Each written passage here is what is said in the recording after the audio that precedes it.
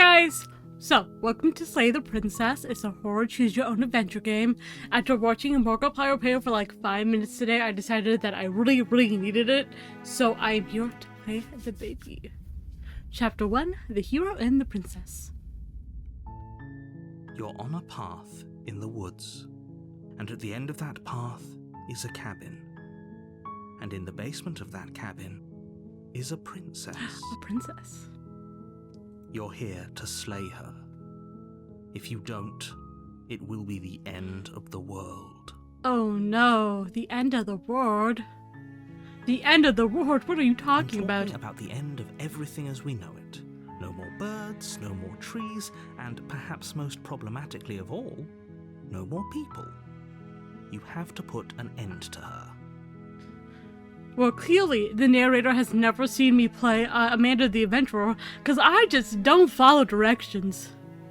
But how can a princess locked away in a basement end of the world?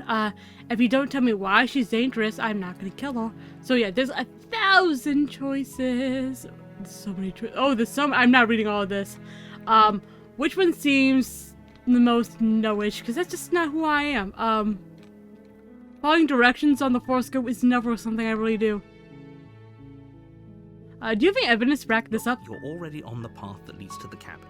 Why would you be here if it weren't to complete a very important task? You've made it this far, you might as well reach the end of your journey.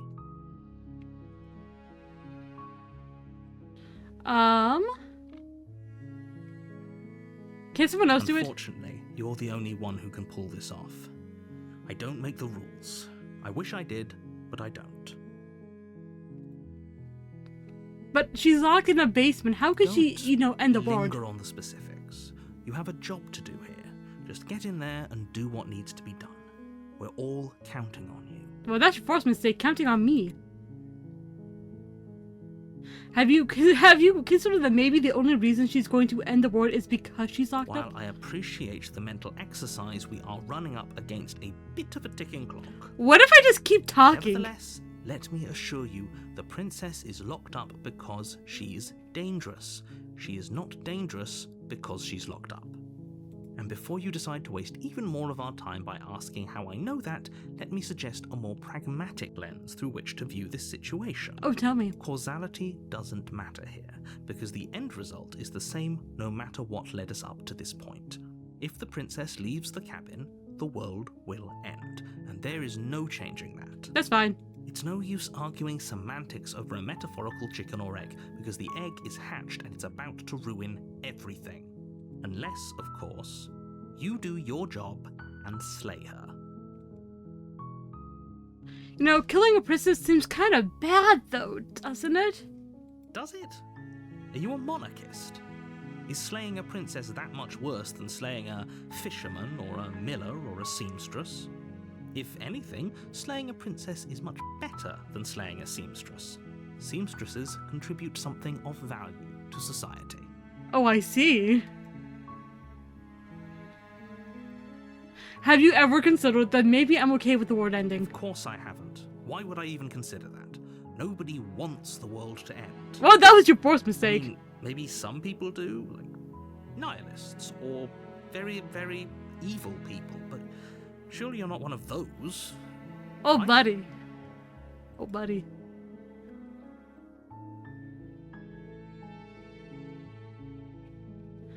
Ooh, I got a couple more explorers. Yeah, forget this. Well, do I get some sort of reward for doing this? Yes, but you'll have to slay her before you get it. What's my reward?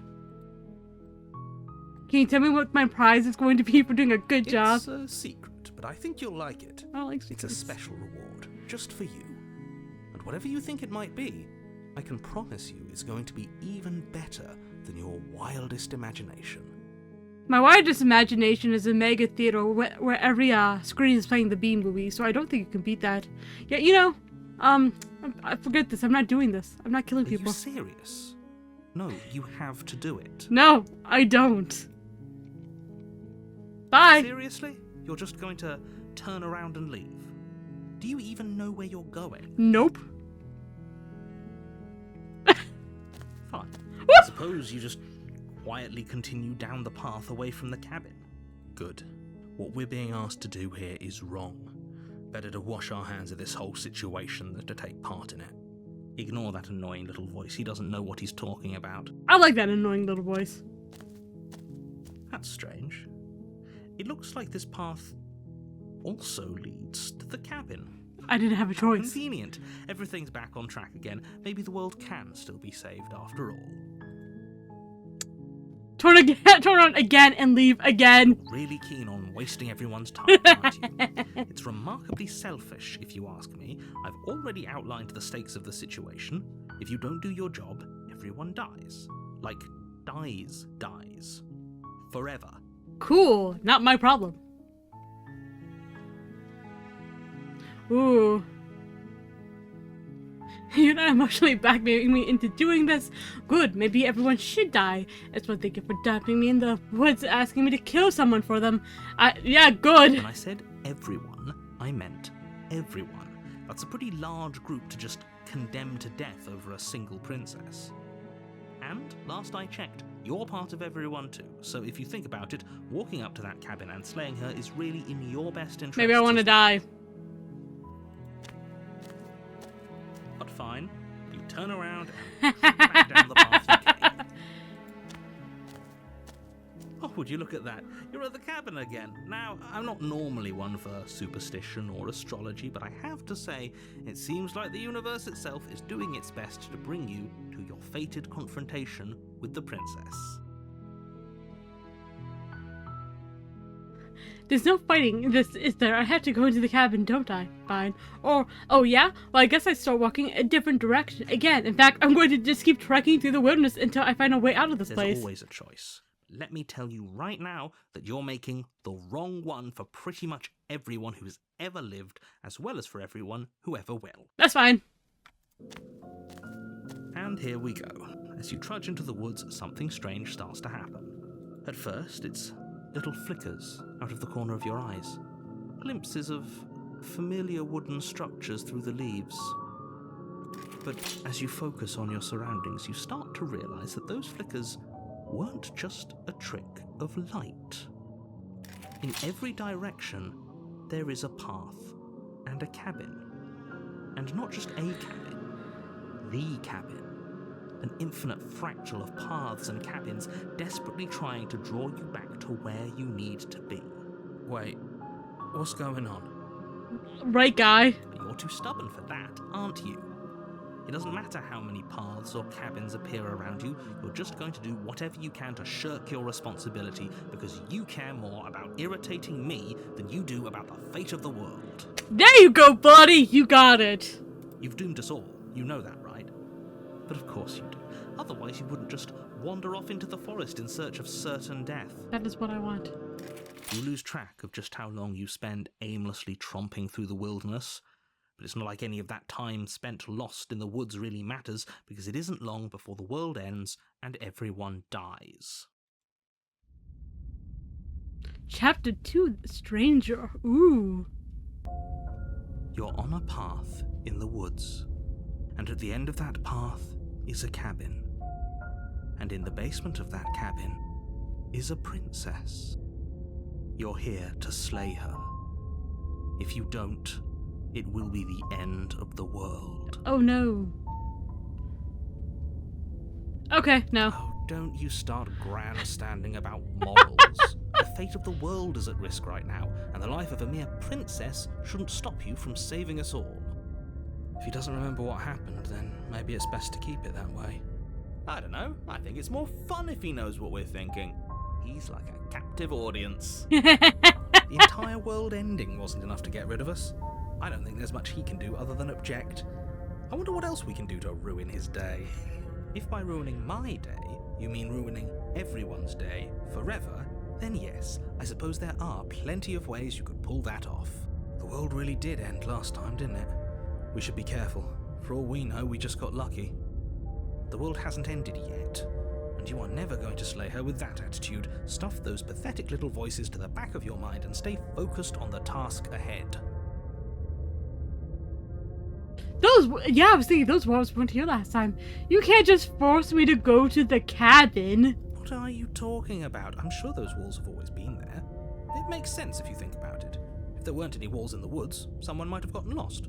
Or, heaven forbid, someone other than you might have stumbled onto the princess. That's not how woods work.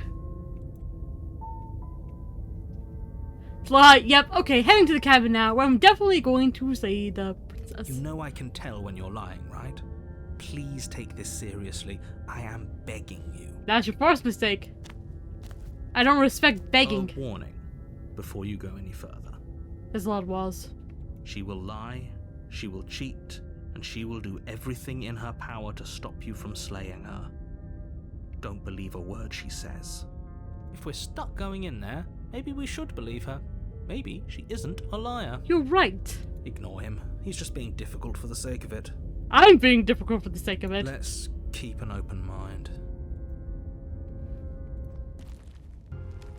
The cabin interior What the fuck? is wrong. A confusing patchwork of many cabin interiors, all projected across what's almost the same space. But it's all shifted. An inch here, a foot there, such that the seams are never quite visible enough for the place to make any sense. The only furniture of note is a plain table, its legs all the wrong lengths, its material devoid of feature. Perched on that table is a pristine blade. Huh. The blade is your implement. You'll need it if you want to do this right. I don't think I really need it. If he wants us to take it, maybe we should just leave it to collect dust, or better yet, grab it and throw it You're out the window. right. What good is a knife against a world-ending monstrosity anyway? You're absolutely No, right. We're taking the knife. Have you seen this place? We have literally no idea what to expect and no idea what we're dealing with. I've already told you what you're dealing with. You're dealing with a princess. How many times do I have to explain this incredibly simple and straightforward premise? A lot. You can't just say that. But when everything here is so wrong. I don't know that it's wrong. Well, I do know because I watched the first 5 minutes of the Markiplier video. But that doesn't mean that I know. Well, yeah, I really don't know much past the original. What happens if you actually go into the cabin the first time? Listen to me. My job is to describe facts as facts and to guide you through your job, which is to slay the princess and through that action, save the entire world. But who says I want to do that? If you're going to slay her, you cannot let fear creep into your heart. You cannot lose yourself before you even get to her. Don't worry, I've not lost myself. Oh, you've piqued my interest. What's going to happen if we lose ourselves? Nothing, because you're going to pull yourself together. Ooh. Just ignore the stressful geometry and stay calm. I don't find it that stressful. How? Even if we closed our eyes, you're constantly describing it to us. I'm not going to stop doing my job, so you're just going to have to get better at yours. And quickly, if you don't mind. Yes, take a deep breath. I'm all for getting under his skin, but we'll miss out on loads of fun if we shrivel up into a ball and go insane the first time we see something weird. What you're seeing here is obviously real. Just accept it and go with the flow. It really isn't hard. Okay, I'm fine. Good. Now, whenever you're ready, we're all waiting for you to complete a very important task. Ooh. You didn't say anything about the mirror on the wall. You didn't. Ooh, we should look at ourselves. Wouldn't that be fun? You Yeah. won't be looking at yourself because there isn't a mirror. There's the table, the blade sitting on the table, and the door to the basement. There's There's nothing also else 2 in windows. here. There's definitely a mirror. There's definitely a mirror. There isn't. Yes, there is. You insisting it isn't there just makes me want to look at it even more. I also want to look at myself. I want to see how handsome I am. We shouldn't waste time preening. If he is lying about the mirror, it might be important. You're right. I'm not lying to you. Use your eyes. There is no mirror.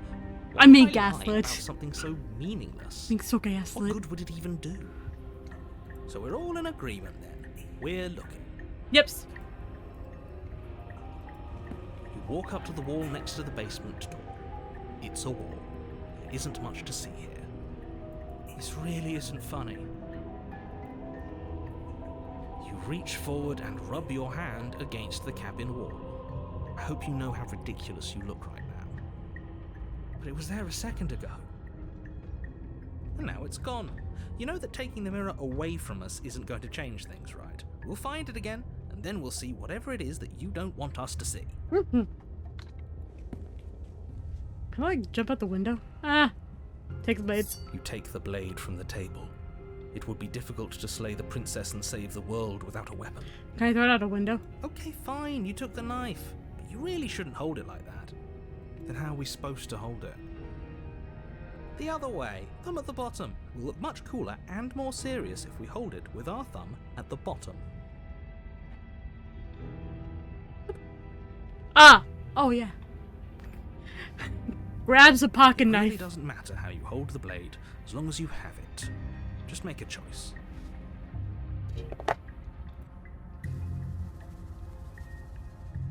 Hold the blade the other way. Switch your grip on the blade. Congratulations. It's cooler. Yes! Isn't this so much better? Okay, fine. You're right.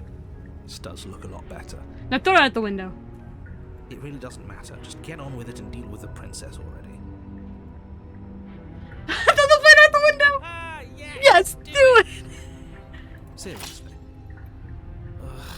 You throw the blade at the window, glass showering the cabin as your weapon flies out into the night. I suppose you'll just have to deal with the princess without it. That's fine. We'll be fine, don't worry about it. What's the worst that could happen? The world ends. Been there, done that.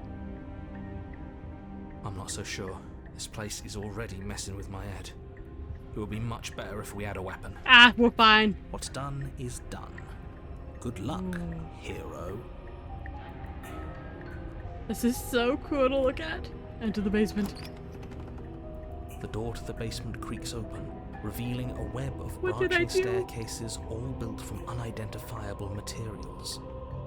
Nothing here seems to belong, and the closer you examine your surroundings, the more confused you get, your head throbbing with the effort of making sense of this place.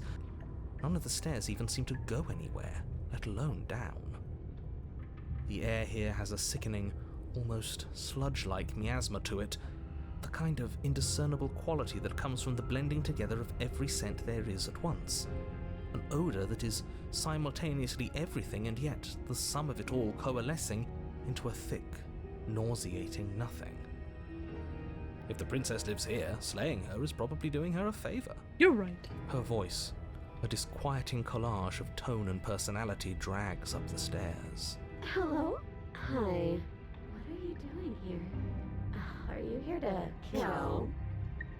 No, thank you. No, thank you. Oh, don't be such a baby. I don't want to do this. Let's just turn around and leave. This feels wrong. This feels like a trap. Like whatever we do, we're gonna die. That's fine. We don't even have a weapon. That's fine. But we already tried turning around and leaving, didn't we? And he threw up a wall. No way to go but forward. And whatever choice we make, whatever she is, we know one thing for sure. And what's that? That the fate of the world hinges on your success? There'll still be plenty of ways to ruin his day. Yes. That is the mindset to have going into this. Ooh. Just take the horse stairs to the left. You step to the left. The path is cruel against your feet, the impact of each step sending pulsing vibrations up your legs, until there's nothing left in them to feel. The air around you grows cold the further you progress. At first a barely noticeable drop, quickly evolving into a numbing cold. Your toes feel like blocks of ice, your breaths puff out in clouds of condensed vapor. You shudder against it as you continue down the stairway, losing yourself in the bone-deep chill.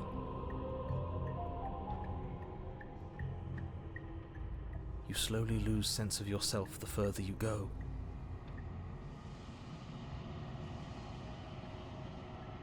Time disappears, and you can feel yourself begin to untether.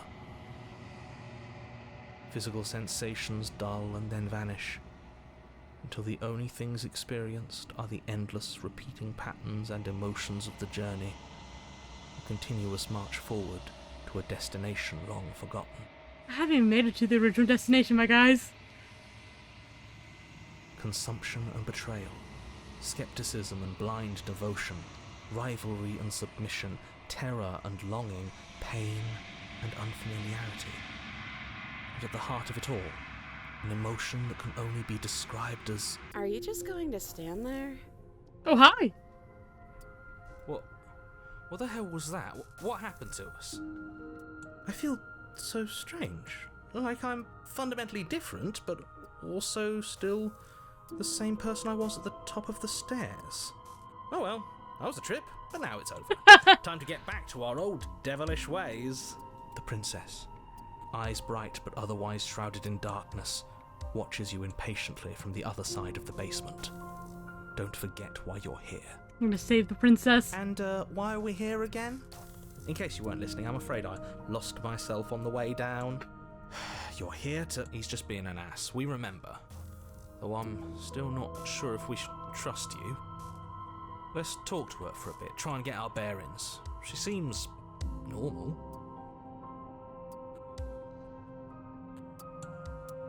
Ooh.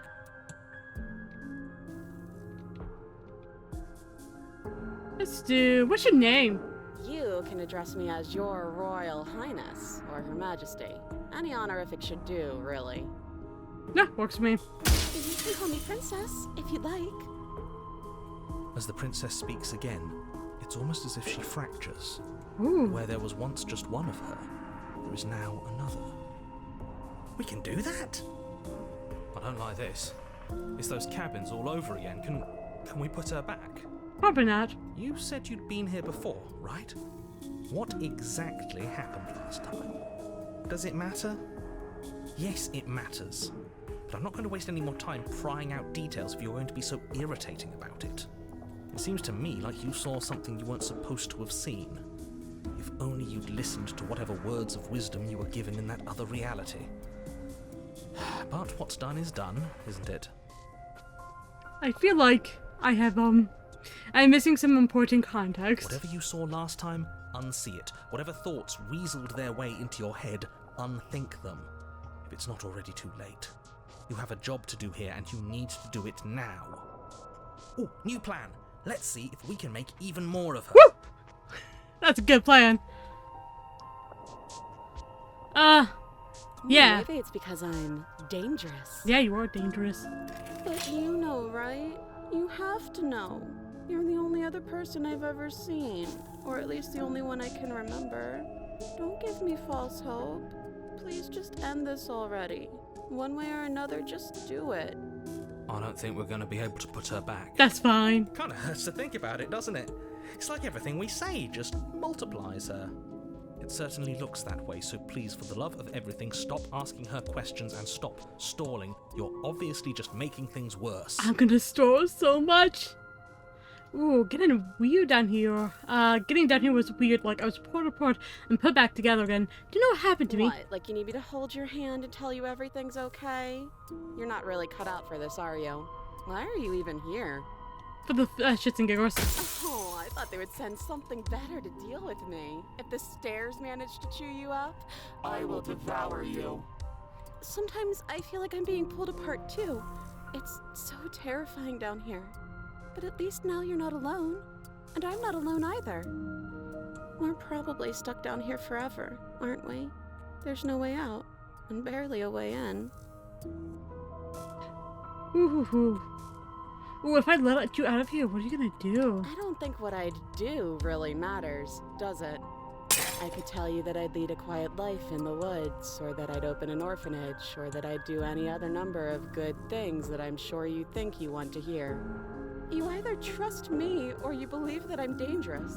What I say won't change how you already feel about me. Besides, You already know what I'm going to do.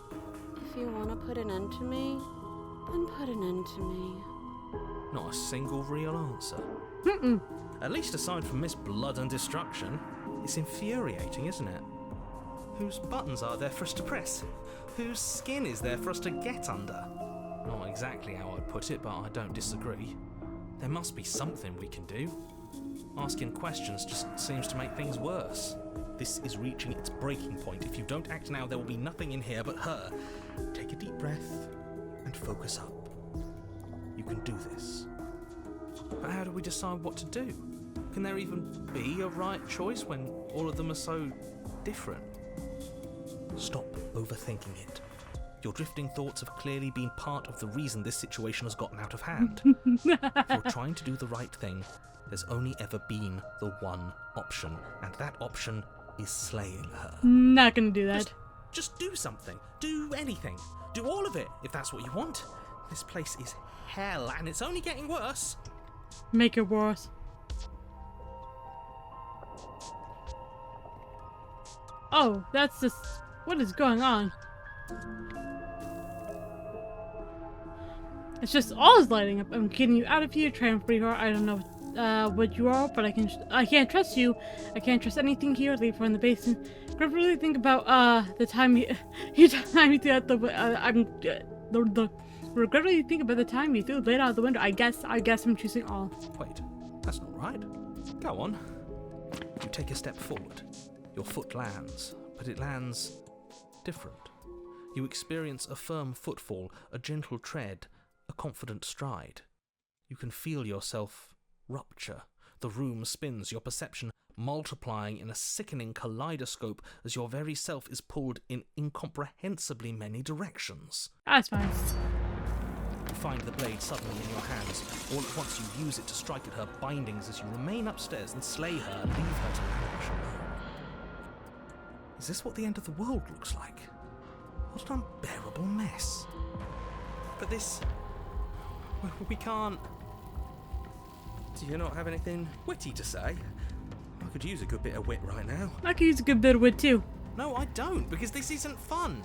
How are we supposed to have fun if everything is happening at the same time? It's the same as nothing happening, and nothing is excruciating. Luckily for all of us, nothing and everything doesn't go on forever. The world and the princess collapse in on themselves before it all falls apart. I think he's gone.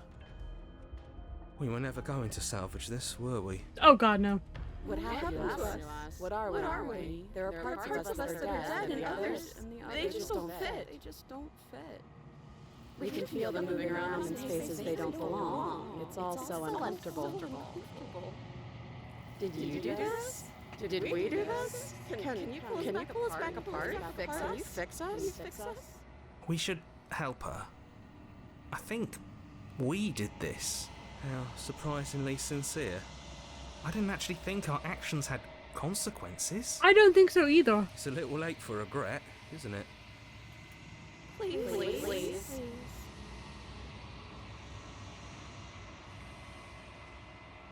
Ooh. It's going to be okay. I'll do my best. I don't think you're supposed to be fixed. No, you just destroyed everything. I'm not going to fix you. I don't think you're supposed to be fixed. Or say nothing. Ooh. I'm one for messing up situations. Kind of just what I do.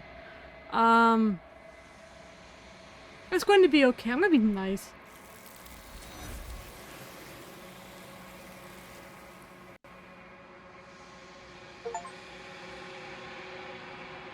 The illusion of choice. But you don't know if she had the chance to hear you apply. She's gone, replaced with something else. She's gone? Where did she go? Should we try and find her? And there's that mirror again. Why is it here? Why now? I don't know where she went, and I don't even know how we even go looking for her. The narrator's gone. I think I'm supposed to look at the mirror. I think I'm supposed to look at the mirror. Dreadful about it. I don't think you should. I think I should. Don't do that. Narrator's gone. Does that mean the world ended? Again, what the hell are we supposed to do? I don't know where she went. Right. She's gone. It's just us and that awful thing. Again, what the hell are we supposed to do? Look at the mirror. I'm begging you, don't do this. We're doing it. The mirror never scared you before. It's different now. It feels, I don't know, final. I approached the mirror. Silence as you reach for it. They're gone, but the mirror remains. It's time for you to see what's in it. It's me. It's you. You are all alone in a place that is empty. It is quiet here. Proceed to the cabin? We're at the cabin. That's not a cabin. Something finds me in the long quiet and brings me the gift of a fragile vessel. What the fuck are you? Are you the princess? Yeah, what are you? I am solitary lights in an empty city. What are you? Confused.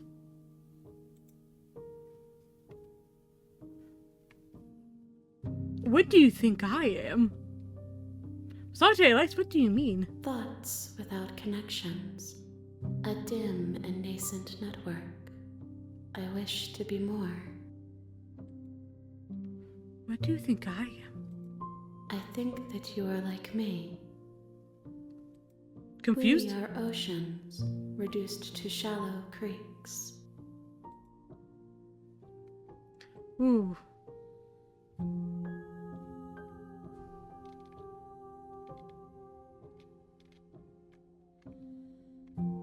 The gift of a fragile vessel. Yes. Nerves and fibers to feel the worlds beyond. Perspectives to make my own. These ones are a contradiction. A winding kaleidoscope of paths and walls. They are stretched into a shape not unlike me, but it is a shape they cannot hold. Huh. I am sorry that you met this vessel so early in your journey. Yeah, this is my first But playthrough. they will make for a rich and vibrant heart. Okay, I guess. Do not mourn them, for they will finally get to know themselves.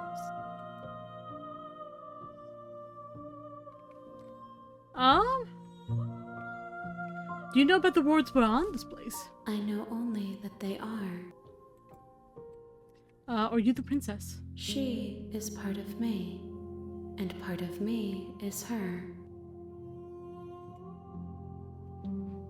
But were you always the princess, or are you just making her a part of yourself? You speak in circles. Does it matter where one thing begins and another ends? Honestly, with those one, probably not. Is this the end of the world? How can the world have ended if we are talking? That is fair. Ooh, can you let her out of there? I'm sorry. There are some changes that can never be undone. There are some tears that can never be unshed. This is not a place that can hold a fragment of a concept. The moment she arrived here, she was going to return to me. Huh. I promise that it doesn't hurt. Do you know the narrator? You are the only thing I have ever known. The space we're in is vacant. Nothing comes here but us. Are you what sent me to slay the princess, or you what trapped me here? I have only just now stirred to consciousness. I could not have trapped you here, and I too yearn to be free. Do we know each other? You are familiar, but you are not me. I feel sadness, longing, hope as I witness you. And then what happens now? Nothing, as we are, but I know that there are worlds beyond us, and that we are meant to reach them. There is no exit, but this vessel is a creature of perception. She can make you forget, if only you believe her to be able to. Bring me more perspectives, so that I may be whole, and perhaps then we will know our freedom. So many questions. Aren't you scared that I will find a way to kill you? I have not lived. I am not afraid to die. That is fair. How much do I forget? Everything. Until we meet again. How many more pieces of you do I have to find? More than you have found, but less than there are to find. I am infinite. The rest will find their own way home. What if I don't let you do this to me? Then we will be here forever. as we are now, unfinished, dry, hollow.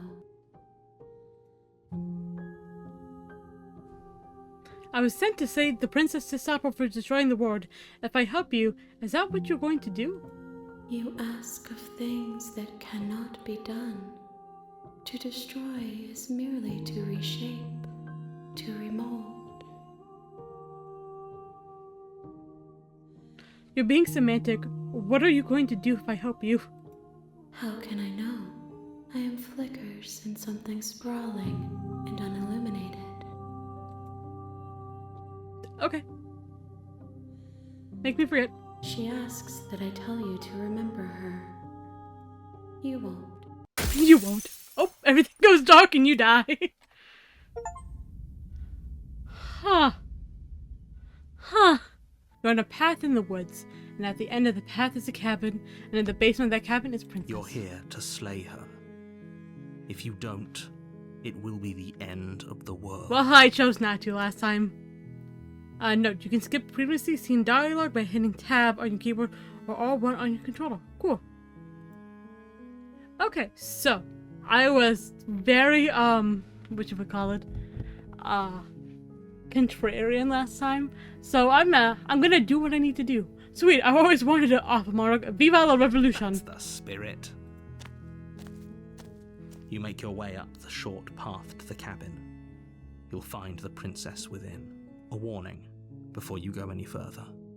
She will lie, she will cheat, and she will do everything in her power to stop you from slaying her. Don't believe a word she says. We're not going to go through with this, right? She's a princess. We're supposed to save princesses, not slay them. That's fine. Ignore him. He doesn't know what he's talking about.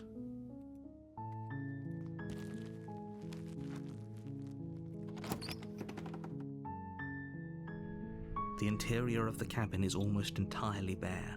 The air is stale and musty, and the floor and walls are painted in a fine layer of dust. The only furniture of note is a plain wooden table. Perched on that table is a pristine blade. Yep. The blade is your implement. You'll need it if you want to do this right. Take the blade. You take the blade from the table. It'd be rather difficult to slay the princess and save the world without it. You're right, it would. It's time for me to save the world, instead of The door ending to the it basement multiple creaks times. open, revealing a staircase faintly illuminated by an unseen light in the room below. This is an oppressive place. The air feels heavy and damp, a hint of rot filtering from the ancient wood. If the princess really lives here, slaying her is probably doing her a favor. Her voice carries up the stairs. Who's there? It's me. She sounds dangerous. It's almost as if she's the one in charge down here. Don't let it fool you. It's all part of the manipulation. Hi! Don't be a stranger. It's been so long since I've had any visitors. Come on down. You walk down the stairs and lock eyes with the princess. There's a heavy chain around her wrist, binding her to the far wall of the basement.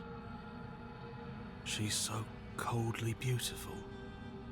Is she really a threat to the world? Yep, yeah. Focus on the task at hand. Focused. And So there focused. you are. Are you here to kill me or something? Yes. What? No way. Why would you ever think that? Okay, yeah, you caught me. I'm here to say you. Nah. Nuh-uh. Then drop the knife. We should. It'll go a long way to building trust with her. That's fine. Don't you dare. You- It's fine. We can decide what we want to do after we talk to her. Maybe she really is a monster. Killing Yeah. someone in cold blood isn't very becoming of us. Yes, it is. You ignore the trembling in your hands and tighten your grip on the blade. You poor thing. Your hands are shaking. Are you scared of me? Because you should be. You step forward, your grip on the blade tightening as you steel your resolve. I'm probably chained up in this basement for a reason, right? And if that knife is the only weapon you have, you'll have to get close enough to use it. So, you should just drop it. Best not to risk finding out what I can do. She's unarmed. If you hesitate now, it'll be too late. End this. Slay the princess. Doubt, unfortunately, clouds your thoughts as you attempt to run her through. A moment of distraction and hesitation is all she needed to sidestep your thrust and deliver a catastrophic blow to your jaw. It feels like you've been hit with a sledgehammer. You can feel bone grinding on bone where your jaw has been fractured. That's Holy fine. shit, that hurt! Though she's unarmed, the shock of that first strike is enough to stagger you, putting you and the princess on somewhat equal footing. You.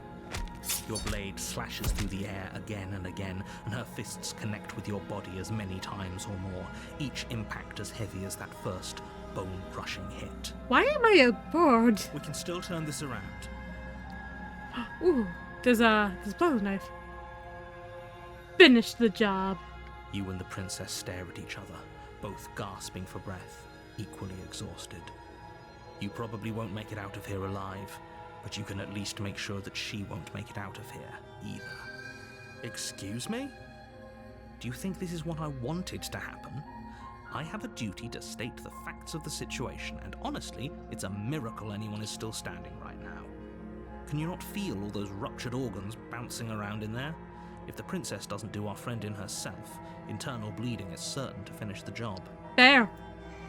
The two of you clash for the final time. You feel your ribs break as she delivers a heavy blow, but you push through the pain, falling forward and sinking your blade deep into the princess's heart. Oh. The two of you fall to the floor. This was fun. It The was. princess gasps, her voice an unhealthy rasp as her lungs start to fill with blood. You put up more of a fight than I thought you would. But I have to wonder, do you really think this is the end? No. But you don't have time to worry over such things. Everything goes dark, and you die. Woo! Chapter 2, The Adversary. You're on a path in the woods, and at the end of that path is a cabin. And in the basement of that cabin is a princess. You're here to slay her. If you don't, it will be the end of the world. Oh no. Ooh. It's like, I already slew the princess. Sure, she also killed me, but I definitely got her. Why am I here again? I can assure you that you didn't slay her, and that she didn't kill you. People don't just spring back to life after dying, and the two of us are meeting for the very first time. Got something to tell you, Remember buddy. what happened, then maybe it's best to keep it that way.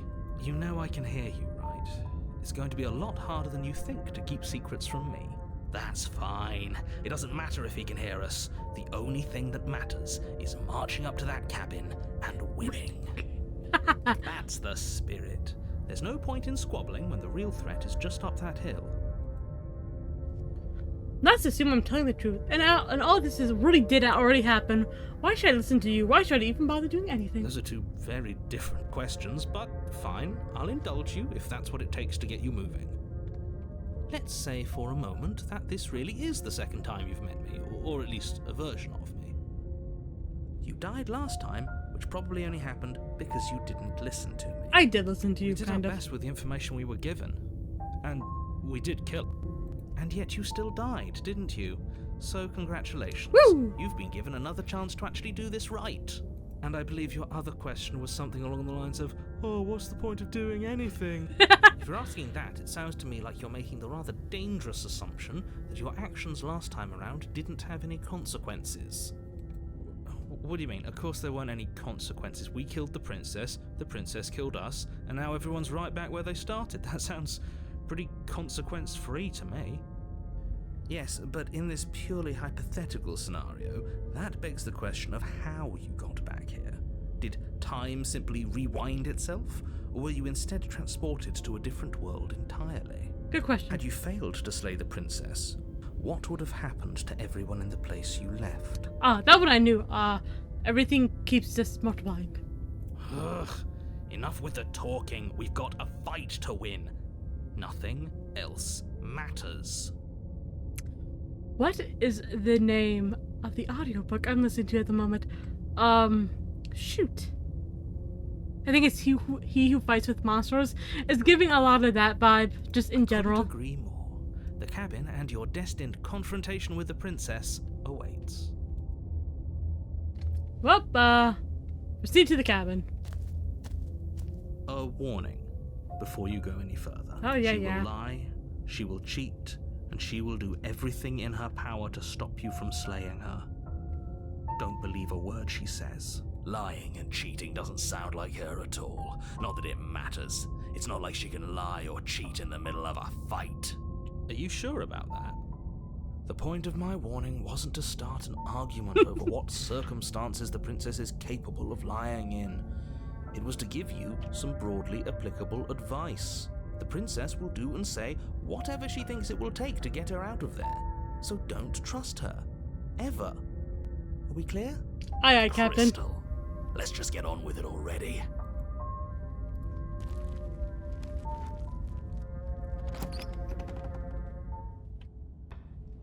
The cabin is tighter than its exterior would suggest.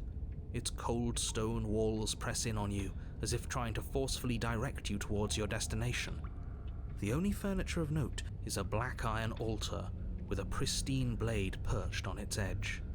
And a mirror. See? Even the cabin has the right idea. Let's get moving. The blade is your implement. You'll need it if you want to do this right. This is a whole different cabin than last time. Very different. Maybe that's because you haven't actually been here.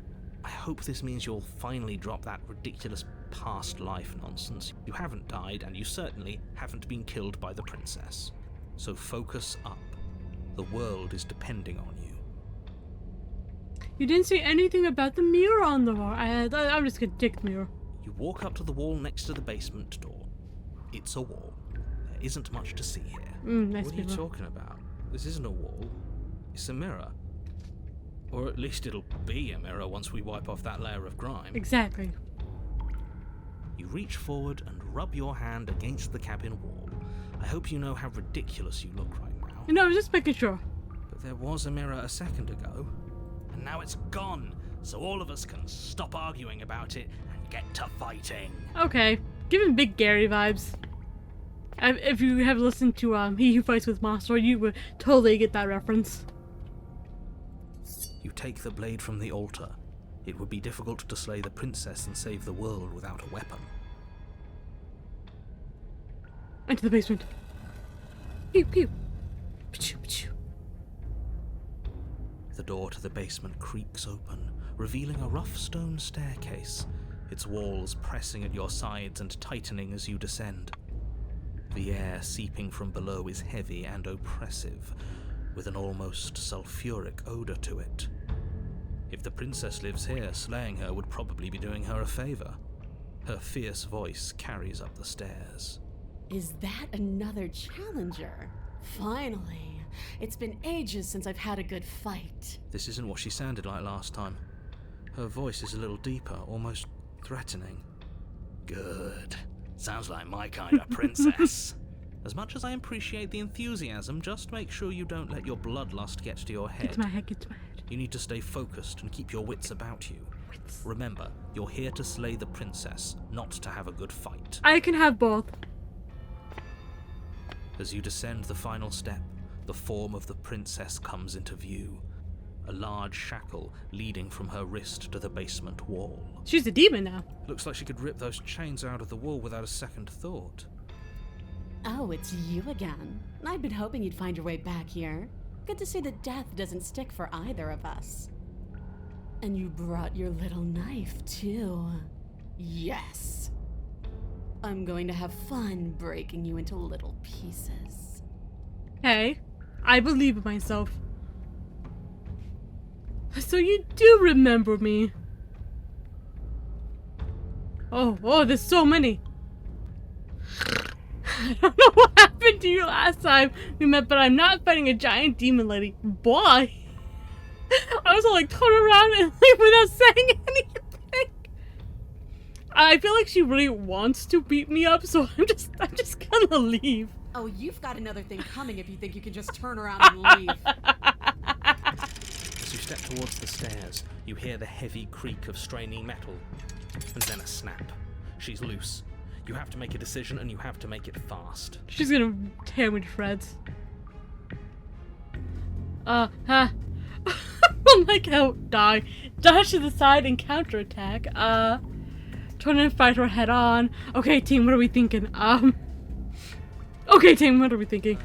How about we get the hell up? Joyce doesn't have the chance to finish that thought before the princess barrels into you and smashes your body into the rough stone wall. Can I finish my thought now? Sure. Why not? Here. So glad we could stick around to hear the end of that. But I'm afraid that's all the time you had left. Why, for the love of everything, did you stop to think? What did you expect you'd come up with? It doesn't matter, because everything goes dark and you die. Great job. Woo! No, come on. We can't be dead. We didn't even get a chance to fight her. Dead is dead. Dead. Ooh, chapter 3. You're on a path in the woods, and at the end of that path... All right. Change of plans. No more hesitation. No more dying. We're taking the fight straight to her. We got If we this. had a chance against her, we already missed it, didn't we? She got stronger, She take it stronger. and we stayed the same. We've seen her bleed. Whatever she is, she started out mortal, which means she probably is still mortal, which means we can win. We just didn't take things seriously enough last time. If that's what you want, then fine. Enjoy being beaten to death again and again. You're stuck here with us too. For all you know, we'll never get to leave this place until we get it right. Well, this is just great. Let me cut to the chase. Clearly, you've already been here. Yeah, you think? Actually, I don't think we have been here. Here specifically, I don't think so. This is all different, isn't it? That's a good point. Everything here is a little off. It's kind of fleshy. Yes, precisely. And if you'd given me 2 seconds to finish my thought, I would have said that. Oh, you're actually letting me talk now. Great. If you've already been here, it means you've seen things you aren't supposed to have seen, and you know things that you aren't supposed to know. This doesn't look like a path in the woods if reality seems distorted. It's because reality is distorted. Okay, quick. Okay, save. Save. Quick reference. Let's bring down that sound and music just a little bit so we can hear the narrator a bit better. It's pretty intense. Okay, I think. Okay. So you knew this could happen?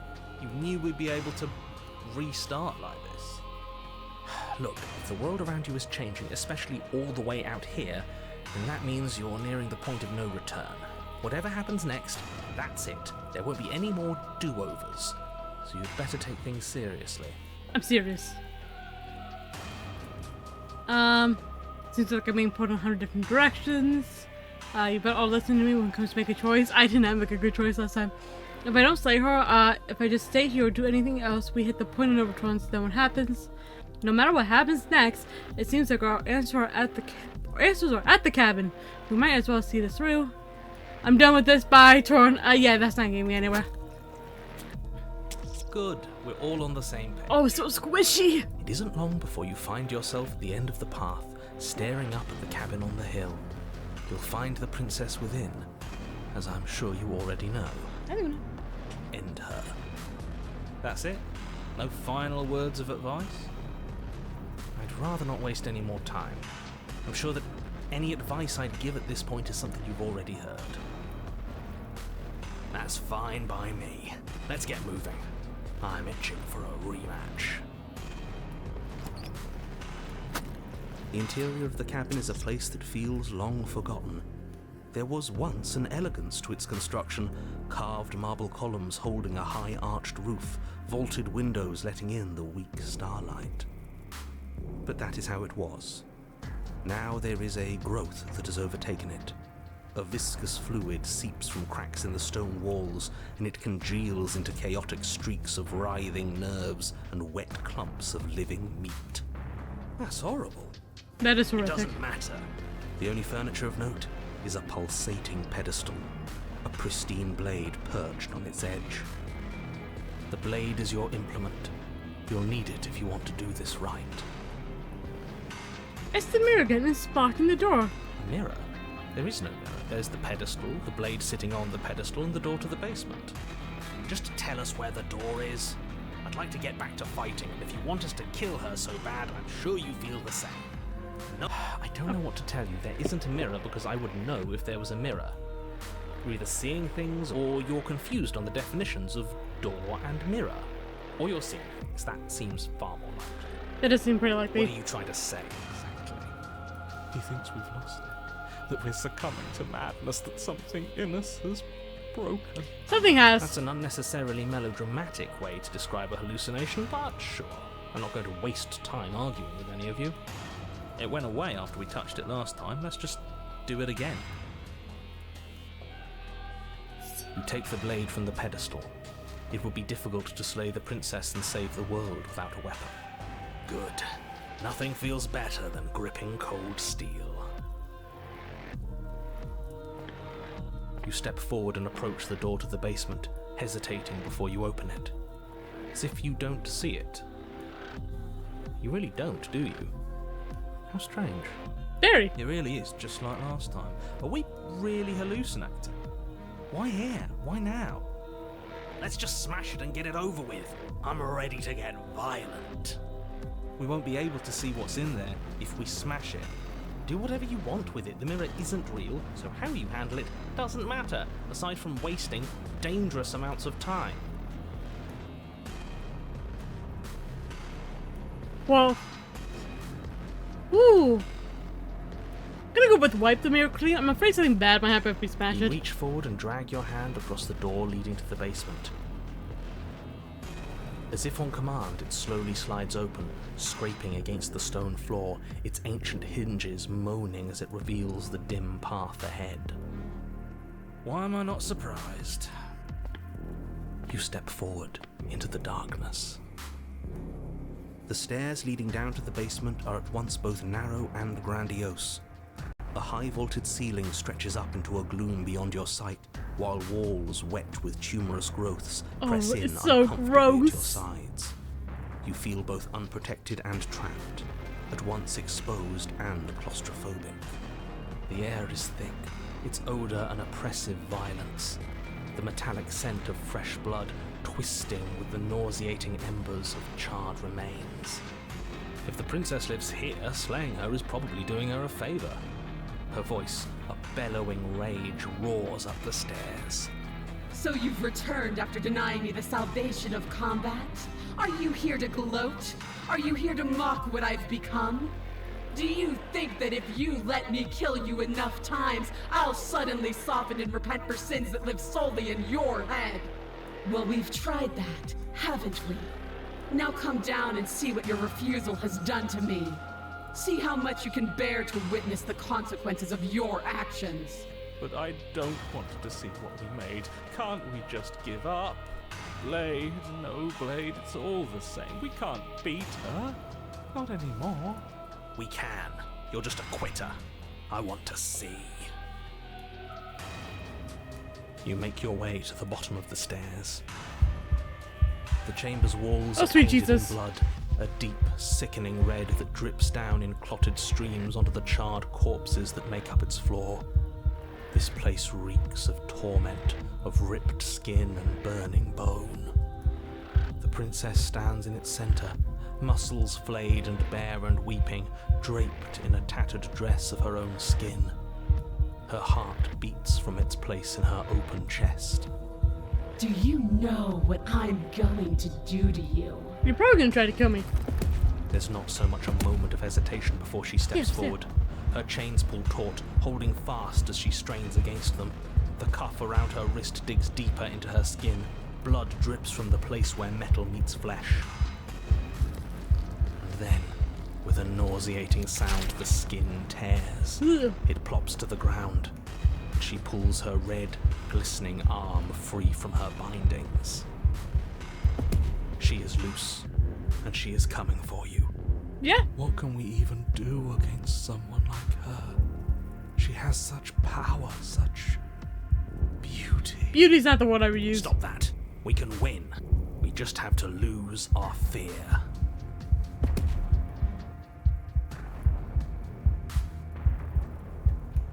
Ooh.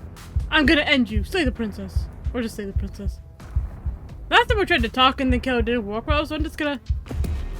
Your heart free of fear, you charge towards the princess, your eyes locked on each other, both of you prepared to lay down your very essence in one blow. It's now or never. Let's make it a Stab. beautiful blaze of glory. With a horrifying squelch, you are unwound. Why did I think anything good was gonna come out of that one? I hope you weren't planning on dying. We're going to make this last forever. Huh. I feel cold. I've never felt cold before.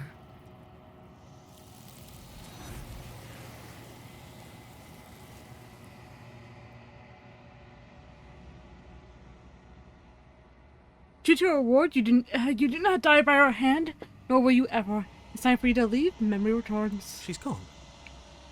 Where did she go? Should we try and find her? Nah. And there's that mirror again. Why is it here? Why now?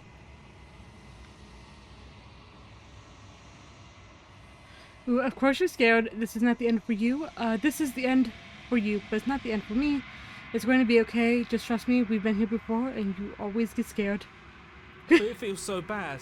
Like looking into it right now is going to be the end of everything. It's okay. Screw the mirror. We just need to find the princess. I don't want to look at us.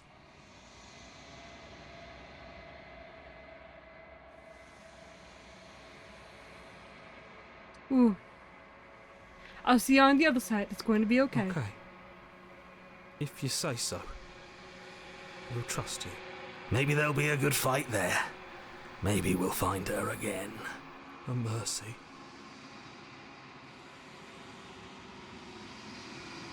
You approach the mirror. Silence as you reach forward. They're gone once again. Your always makes them leave, but you need to see what's in it. You've grown. I've grown. I've grown? You find yourself in the long quiet once again.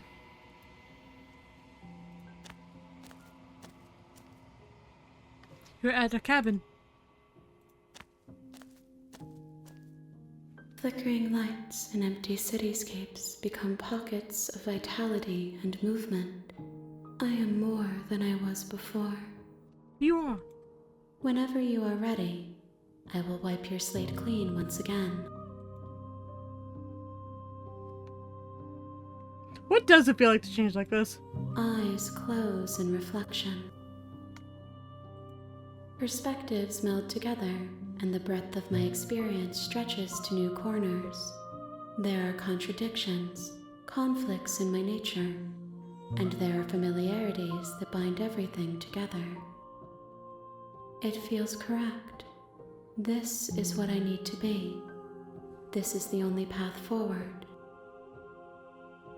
Everything you say feels like a riddle. Can you give me a single straight answer? I'm sorry. Words are difficult for me. They never fully weave what I wish to say. If you do not like my answers, then you need not ask me questions. That is fair. The vessels you choose to bring me carry far more meaning than anything words could say in the spaces between. Are you the same being as you were before? How much have you changed? Is a child the same as an infant? I am an unbroken pattern, but every vessel gives fresh perspectives and carves new avenues of expression. I am different, but I am the same. When this is all done, do you know what you want to do? With every gift you bring me, I excavate the alleys of what I am meant to be, and every exploration yields new and complicated truths. What I will be is different than what I am, and what I am is different from what I was. I cannot tell you what desires I will hold when I have changed.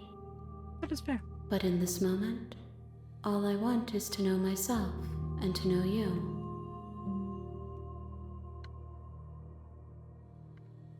Shh. I don't want to kill her.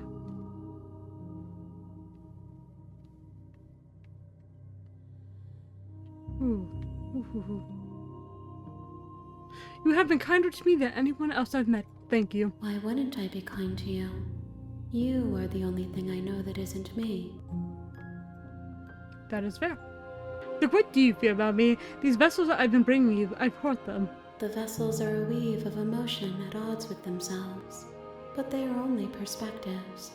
They are not me. The wounds they've suffered carve texture around my heart. Without them, I would be as I was before. I would be alone and without sensation.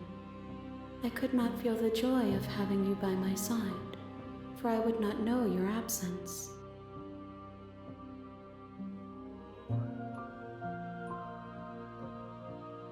How many more vessels do I need to bring you? If I am to be an ocean, you have given me enough to build a pond. My waters are shallow and murky, and I yearn for more perspective. That is fair. I will transcend in due time, and there is no way forward but to contribute to my awakening. You know, at the end of this, once you're finished, I'm going to kill you, right? I don't actually really want to kill her. I kind of like her. When I go back, it's as this invisible walls close around me. Why can I not do the same thing I've done before? Those paths lead to worlds you've already seen, and to perspectives I have already made my own. They are useless to us now, inaccessible. The only paths of value are those that are yet untread. Okay. What do you want me to bring you next time? Gifts aren't what someone tells you to bring them. Do not worry. There are no wrong answers, and every perspective illuminates my shadows and shares new secrets.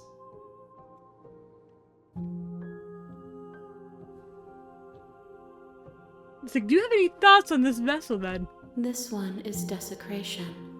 She placed the weight of her agony on you, yet it is she who unwound herself. But there is passion and empathy in her misery. She will make for a burning heart. Do not mourn her. She has finally found peace. No. So you don't have any preferences on how you like to change your My graph? preference is for you to show me what you would like me to see. I cannot know the ways I wish to grow, for I have yet to feel them. It is you who guides me down the thin trail of perspective and memory. Maybe I should choose some better options. I've been choosing some kind of asshole-ish choices. You know, I'm ready to go back.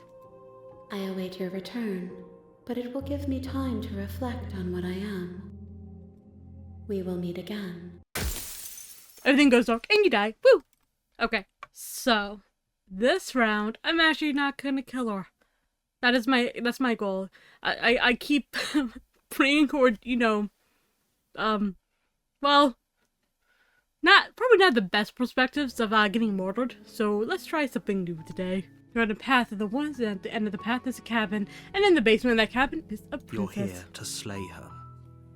If you don't, it will be the end of the world. I'm not gonna. Just silently continue to the cabin. You make your way up the short path to the cabin. You'll find the princess within. A Cool. warning before you go any further. She will lie, she will cheat, and she will do everything in her power to stop you from slaying her. Don't believe a word she says. That's We're not fine. going to go through with this, right? She's a princess. We're supposed to save princesses, not slay them. We're not going through with this. Ignore him. He doesn't know what he's talking about.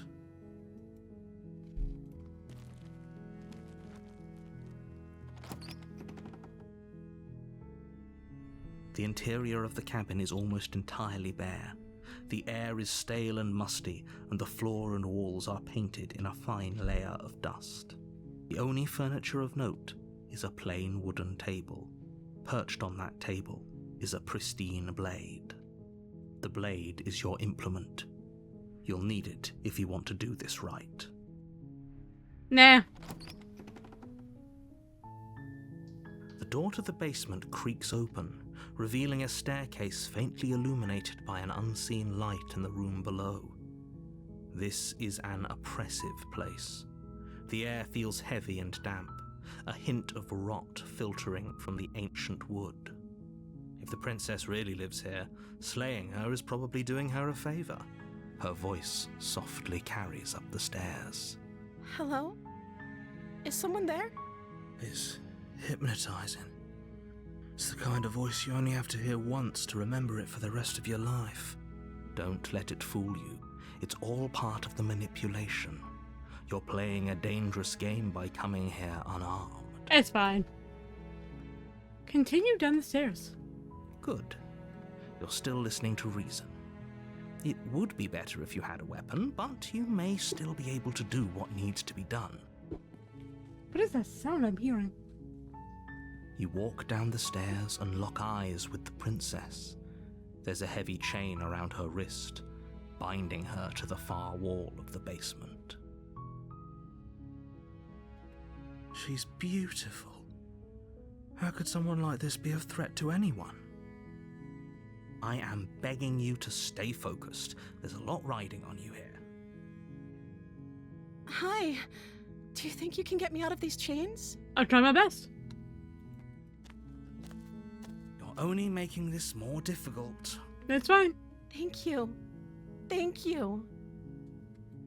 You're making a huge mistake. That's fine. No, you're doing the right thing. You walk up to the chains binding the princess to the wall and give them a tug. They're large and heavy, far too solid for you to even imagine trying to break them apart. I'm guessing you don't have the key? No. Maybe it's somewhere upstairs. Doubtful. Whoever locked the princess away down here intended for her to never see the light of day. They wouldn't have just left the key to her chains somewhere in the cabin. Let's see, I'm going to check the upstairs. Maybe the key's still lying around somewhere up there. And if not, maybe I can at least find something breaky-free. Okay. I'll be here. Good luck. You attempt to make your way out of the basement, but the door at the top of the stairs slams shut. You hear the click of a lock sliding into place. Is someone else here? Apparently. You try the door, but it's locked from the outside. Hey, let me out of Your here. shouts and pleas are met with silence. You're here to slay the princess, and you won't leave until the task is done. No. You make your way to the bottom of the stairs. This would have been so much I'm not killing easier her. if you'd just taken the blade like you were supposed to. Easier for whom? Easier for everyone. Look at the mess you're in. I heard the door slam. They locked you down here too, didn't they? Yeah, it's fine. There's a tiny fly, and it's annoying me so much. There's a slight panic rising in the princess's voice. If I could just get out of these chains, I know we could force our way out of here together. She barely hesitates before raising her arm to her mouth, her teeth tearing through her limb with the determination of a trapped wolf.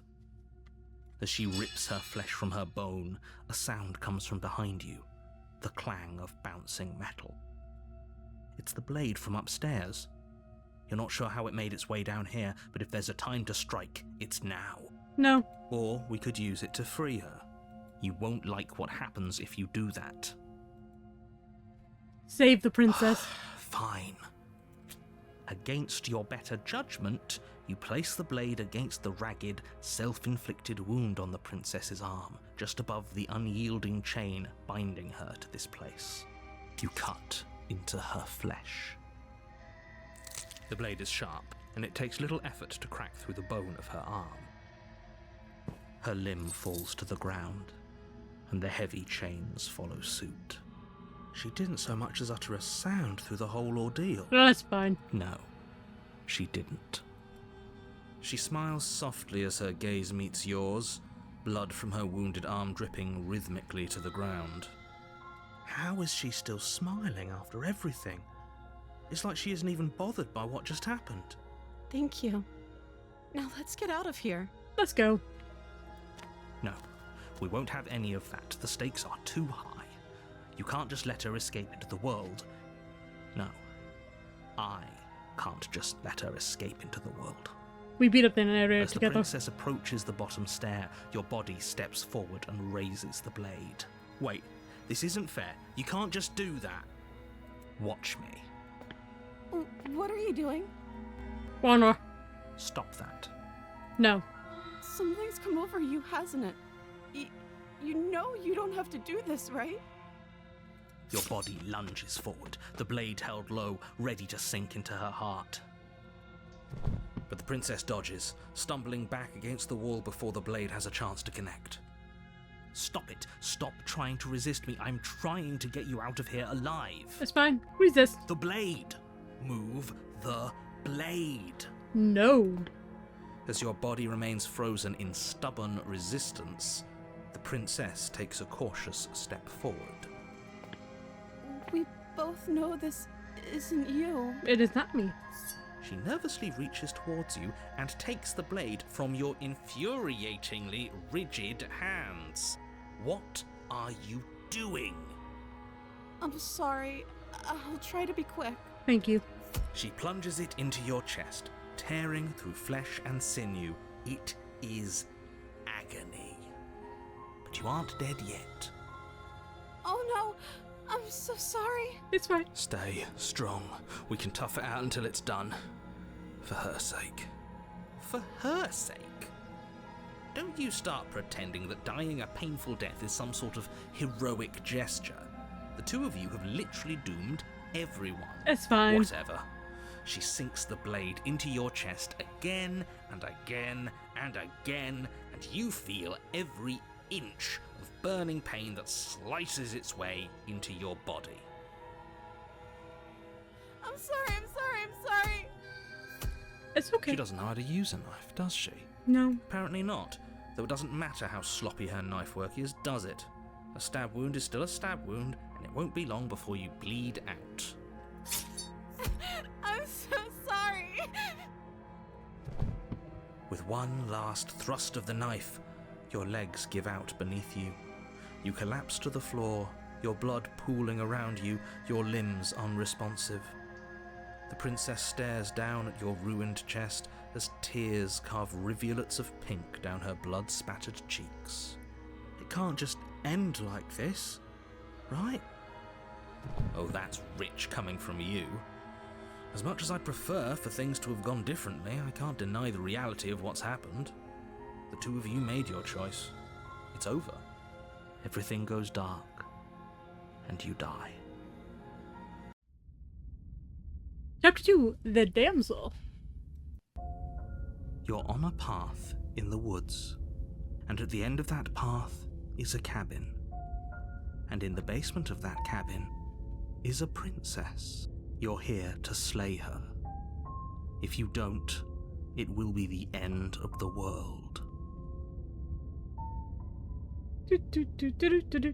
Proceed to the cabin.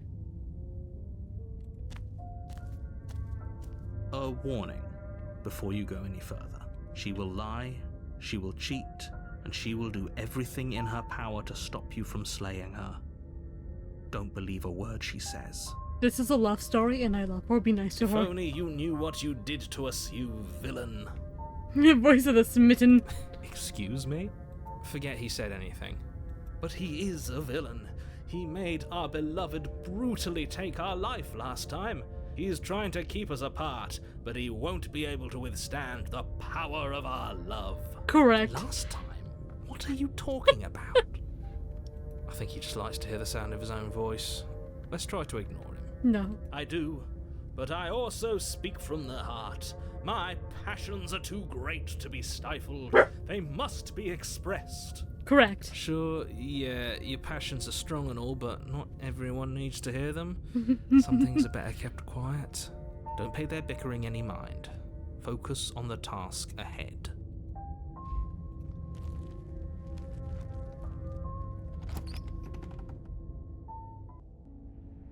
The interior of the cabin is clean and elegant, its stone walls draped in fine-threaded tapestries, a prison befitting a royal prisoner.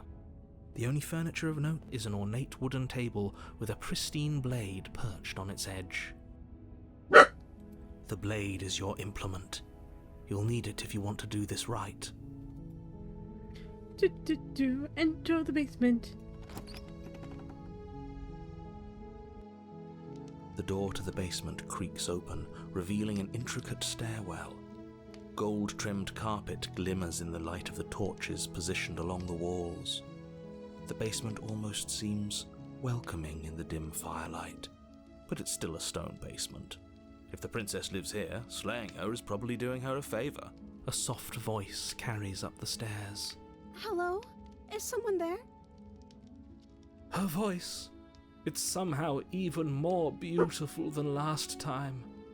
I think we're in love. I think we are in love. Okay, I'm with you that we should be doing whatever we can to save her, but saying we're in love is a bit much, don't you think? No, we're in love.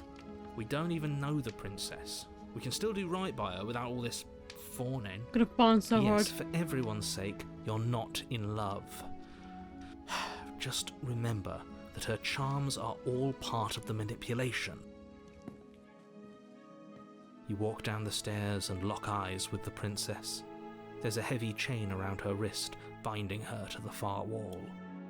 My love, we're here to rescue you from your unjust and foul imprisonment. You know she can't hear you, right? She may not be able to hear my words, but surely she can hear my spirit. Oh, your spirit's plenty loud, all right. It's you, my dashing hero. I was so worried you wouldn't come back. Did you hear that? She said we're dashing. We were so dashing. She called us a hero. Flattery really goes a long way with the two of you, doesn't it? Yes. Waiting for you to come back? You've been here before, haven't you? That's right, villain, and you killed us. Well, she killed us. Only because he made us try and kill her. It was self-defense. Our beloved's hands remain unstained by cruelty. And you've died before. So an entire world has been damned to oblivion. I'd really hoped I'd be the first, but what's done is done. What matters is you have a chance to do it right this time. We damned a whole world, but everything reset. Nothing resets, you're just somewhere else. You can't keep hopping between worlds forever. Yes, I can. Especially not without leaving a trail of incomprehensible devastation behind you. This is horrible. Horrible for you, maybe, but we've been given another opportunity to sweep her off her feet and treat her like the lady she is. Exactly. Now, hold on. If she actually ended a world, are you sure we want to do this? Are you sure we want to rescue her? We'll end words together. We never saw a world end, and now I'm even more certain that we must chase our heroic and romantic destiny than I've ever been. I shan't let anyone convince us otherwise. Are you listening to him? He's lost it. Don't let him distract you. Just do your job. Which one? Rescued. I'm sorry about what happened last time. The narrator who sent me here to kill you took over my body. It was extremely unfair. Another version of me was pushed to such drastic action. It was for good reason. That's okay. You were just doing your best, and that's all that matters. She took that in stride. To a surprising extent. An almost unsettling extent, actually. That's because she's perfect. She is perfect. Do you think she has someone like him telling her what to do? She doesn't. There's no one else like me. I think he's right, because I like it better if she doesn't have some horrid little voice like him, always trying to drive her to violence. Exactly. What happened after I died? You died, and now we're talking. Fair. I didn't bring a knife. Do I have to cut you out again? I'm okay with whatever you come up with. You can cut my arm off again. We won't be laying a finger on her perfect wrists, and indeed, we won't even have to. Do you see how dainty her hands are? We'll be able to slip her right out with no harm done. Exactly. No, she's a prisoner here. You can't just slip her hand through the chains. Yes, I can. Why are you two arguing over the logistics of slipping her hand out of her shackles? She just said she'd be okay with any idea we came up with. Am I the only one here who thinks that's weird? She didn't care last time.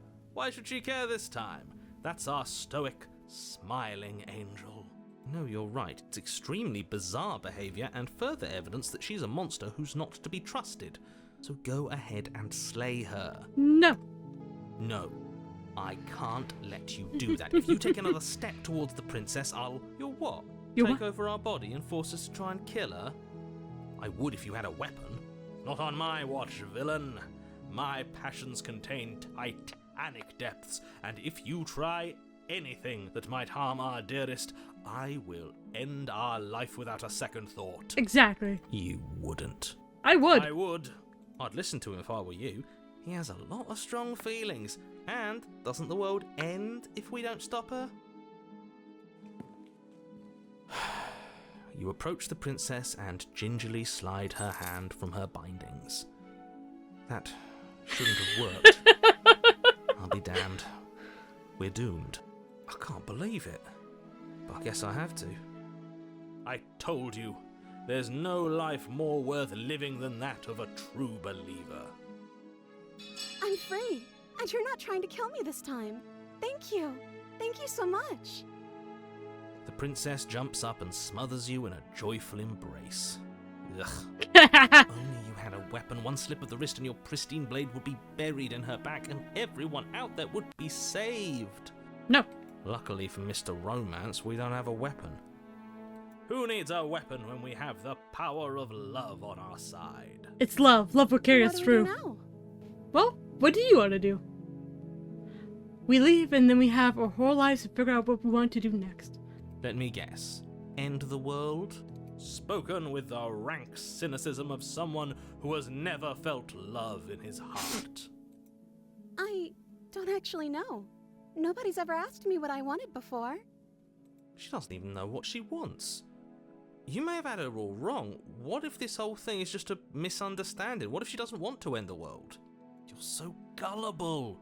Is the only thing you've ever doubted the actual truth? I think I want to leave.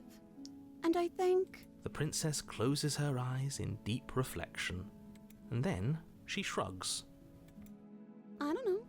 What do you want to do? If you want to leave, then let's That leave. sounds perfect. The princess takes your hand, the last hopes of the entire world slipping through your fingers as they intertwine with hers. It's love, narrator. You just don't We understand. have each other. We don't need the world for our happy ending. I like to think that you do, actually. Nah. Look, I have my doubts, but the choice has been made and this is happening.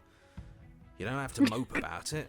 I will mope about it, because moping is the only recourse you love-blind fools have left me with. You and the princess walk up the stairs, hand in hand. Ugh, look at the way she's smiling at you. She doesn't have to be so happy about this. And what happens after we walk up the stairs? Let's see. Oh, isn't that interesting? The door slams in your face and the lock clicks. That's a familiar move. Did I do that last time? Then you should know that you won't be able to leave.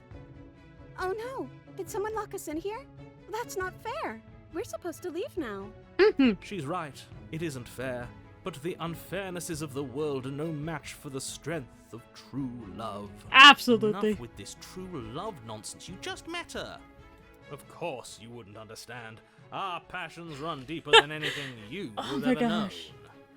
Oh, what's the name of that pig in Disenchanted, whatever the name of that show is, Morpheus? Whatever, big vibes. Are you listening to this? You don't have to go along with the every whim of that delusional voice. Yes, I I'm just do. along for the ride at this point. I think we can open it if we try together. Okay. Yeah, let's do it. Like a pair of teenagers in love, you and the princess place your hands on the door together. Blech. And It opens. the lock clicks and the door creaks open. Are you kidding me? I told you our love was insurmountable. You and the princess make your way upstairs, and the blade. Oh, I didn't mean to do that. The blade. That's right. There's still a chance for you to do the right thing. Take the blade from the table and say it before it's too late. I'm not doing You're that. enjoying this, aren't you? You're taking every opportunity you can to draw out the end of the world and make me suffer. I hate you. That's the way out. We're going to leave together, just like you wanted. Yes. Yes, I suppose you are going to do that, aren't you? You cross the room, opening the door to the cabin, and then you step outside. Romantic haze. Your love will set you free. A happy ending at last. A happy ending. We did it. What should we do now? Where did everything go? Where did he go? Oh, is he gone? I hadn't noticed. I was too busy staring deep into our beloved's eyes. I'm cold. Is being happy supposed to be so cold? It's gonna be okay, hun. She's cold. Quick, our feathers. Pluck them all and weave her a coat worthy of a princess.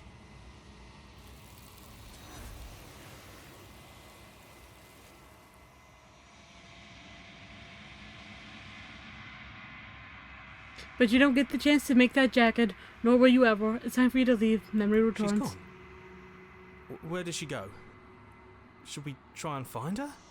And is that a mirror? Why is it here? Why now? Approach the mirror. You approach the mirror. This doesn't feel right. It feels different. Final. It's fine. Yes. I fear that we won't like what we'll see. What if we just sit here and preen for a while? That can't hurt, right? The voices feel small and distant as you approach. Gaze into my reflection. Silence as you reach for it. The ground once again. The mirror always makes some leave, but you need to see what's in it. The decay, you're withered. I'm withered. You find yourself in the long quiet once again. Proceed to the cabin. You're at the cabin. Approach her. I am a growing chorus of contradiction. A mass of tides ebbing and flowing all at once in more directions than my attention can bear to hold. To look at any one is to shift them all into something new, and to look away is to reshape them yet again.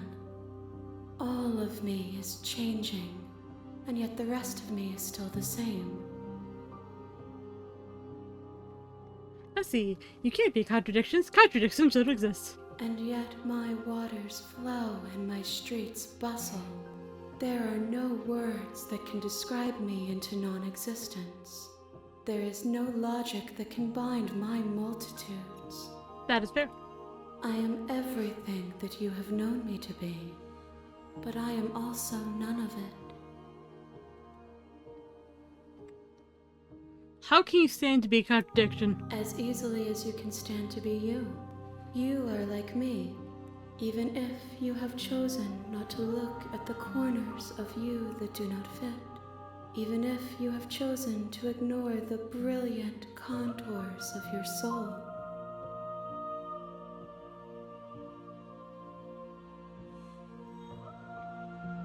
It doesn't matter how many times I go back. At least one of us always hurts the other. Doesn't that change you? Doesn't that make you worse? It changes me, but it doesn't make me worse. Nor does it make me care for you any less. Does it make you worse?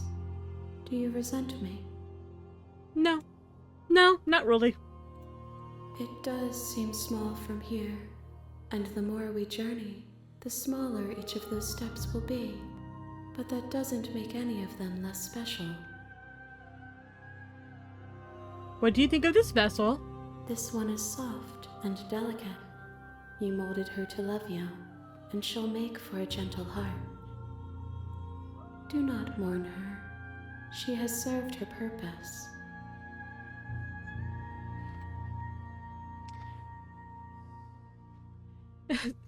No, I really don't want to kill her. Do you know what happens to the words we leave behind? My perspectives are shadowed. You have seen what I have seen, just as I have seen what you have seen. The angles of my vantage do not offer me hidden truths, and my attention is turned inward, except when you are here with me. Perhaps this will change when our work is done. You know that at the end of this, once you're finished, I'm gonna kill you, right?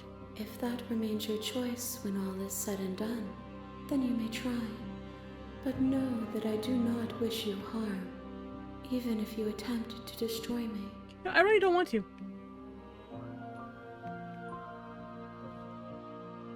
Okay. How many more vessels do I need to bring you? We will know when we near our destination. Okay. I'm ready to go back.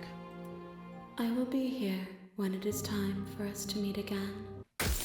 Everything goes dark and you die. Woo! You're on a path in the woods, and at the end of the path is a cabin, and in the basement of that cabin is a princess. You're here to slay her. If you don't, it will be the end of the world. The end of the world. What are you I'm talking talking about the end of everything as we know it. No more birds, no more trees, and perhaps most problematically of all, no more people. You have to put an end to her. Ooh, let's do. Look, I'll go to the cabin if I'll talk to her, and if she's as bad as you say she is, then maybe I'll slay her. But I'm not committing to anything until I've had the chance to meet her face to Then I face. guess we'll just have to see what happens. But a word of warning. If you go in prepared to hear her out, she could easily trap you in her web of lies. And the more you listen to her honeyed words, the harder it'll be to pull yourself out. That's fine. Then each and every one of us is doomed. So sure, go, talk to her. See how that turns out for all of us. You make your way up the short path to the cabin. You'll find the princess within. We're not going to go through with this, right? She's a princess. We're supposed to save princesses, not slay them. Ignore him. He doesn't know what he's talking about. Proceed to the cabin.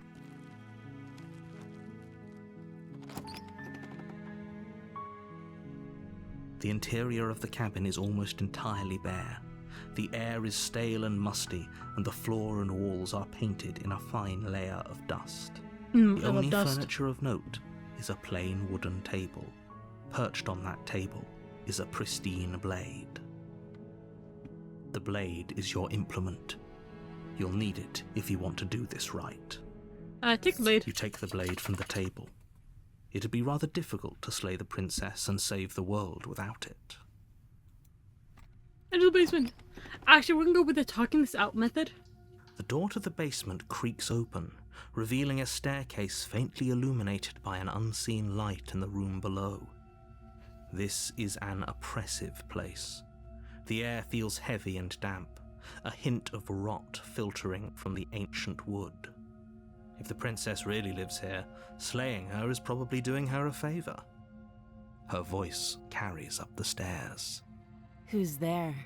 It's me, Maria. She sounds dangerous. It's almost as if she's the one in charge down here. Don't let it fool you.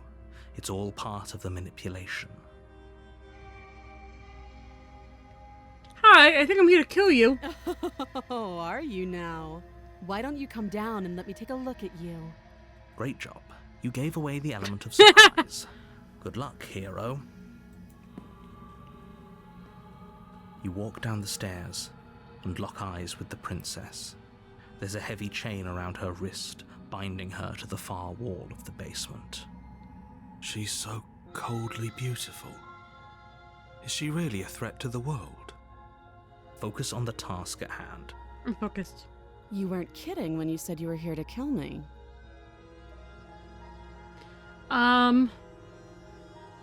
Well, I'm just here to talk. Then why did you bring a knife with you? How about you drop it, and then we can chat? Yeah, sure. She makes a compelling point. What if we just dropped the blade and talked? Look at her. It's not like she's a threat. She doesn't look that much like a threat. Don't you dare. It's fine. We can decide what we want to do after we talk to her. Maybe she really is a monster, but killing someone in cold blood isn't very becoming of us. Drop it. The blade tumbles out of your trembling hands and drops to the floor with an unceremonious clang. Thank you. Maybe now we can just talk. Against your better judgment, you step forward to speak with the princess face to face. Unarmed. We'll be fine. I don't know what you're hoping to accomplish here, but I can assure you there's no reasoning with her. Just make sure you don't forget about the blade on the floor. You're going to need it. Who knows? So here we are. What an awkward start to a relationship. Mood. Yeah, it's pretty awkward. I know. I just said that. Now why are you here to kill me? Because apparently you're gonna end the world. I've been told things. Believe me. And do you think asking me what to believe is going to suddenly make everything crystal clear? Let's not pretend that's going to happen. As far as you're concerned, and as far as they're concerned, I'm going to say whatever I have to get out of here. That's just the dynamic of our situation. That is fair. So how long have you been down here? Too long. Note the lack of detail. You can't trust her. What's your name? She hesitates before answering. You can address me as Your Royal Highness, or Her Majesty. Any honorific should do, really. Again, she offers no specifics. No matter how hard you try, you'll never get a straight answer out of her. There's people out there who think you're gonna end the world. What do you have to say about that? Don't just tell her that. Is that why they threw me down here? But I don't want to hurt anyone. I like the world, I think. I don't remember much about it, to be honest. I've been down here a long time. Just how long has she been down here? If I'm supposed to be capable of ending the world, then how did I wind up here, chained to a wall? Have they told you why I'm allegedly so dangerous? No. And if I'm being honest, I'm more inclined to trust you than I'm inclined to trust them. Sooner or later, you'll understand that I have your best interests at heart. Hopefully sooner. How sweet. Now be a pal and help me get out of here, would you? We could figure out how to deal with them after I'm free. Absolutely. I'll see what I can do. You walk up to the chains binding the princess to the wall and give them a tug. They're large and heavy, far too solid for you to even imagine trying to break them apart. I'm guessing you don't have the key. I do not. Maybe it's somewhere upstairs. Doubtful. Whoever locked the princess away down here intended for her to never see the light of day. They wouldn't have just left the key to her chains somewhere in the cabin. And if there isn't a key, do you have any ideas? Well, you do have that big, sharp knife. You could always cut me out of here. That is fair. She speaks with almost complete nonchalance. If we were stuck down here for long enough, I'm sure we'd be nonchalant about cutting our way out. Anything to finally be free. You attempt to make your way out of the basement, but the door at the top of the stairs slams shut. You hear the click of a lock sliding into place. Is someone else here? You try the door, but it's locked from the outside. Very similar from You're last here one. to slay the princess, and you won't leave until the task is done. You make your way back to the bottom of the stairs. This would have been so much easier if you'd simply slain her like you were supposed to. Easier for whom? Yeah, Easier for everyone. for everyone. I heard the door slam. They locked you down here too, didn't they? Yup. The knife. Pick it up and cut me out of here. Okay, You won't like what happens if you do that. that's fine. Save the princess again. Against your better judgment, you place the blade against the princess's arm, just above the massive, unyielding chain. You cut into her flesh. The blade is sharp, and you make quick work of it. Before long, you're able to crack through bone, and she pulls the bleeding stub of her arm through the iron gauntlet. She didn't so much as utter a sound. Nope. Free from her bindings, the princess turns to face you, her fierce gaze meeting your eye. How is she so composed after losing an arm? It's like she isn't even bothered by it. Thank you. Now let's get out of here. Got it. No, We won't have any of that. The stakes are too high. You can't just let her escape into the world. No. As the princess approaches the bottom stair, your body steps forward and raises the blade. Wait, this isn't fair. You can't just do that. Watch me. So, yeah, this is following basically almost the same what's the word? Setup as the last run, but I wonder if I'm gonna get someone else for my second. This was a little too easy.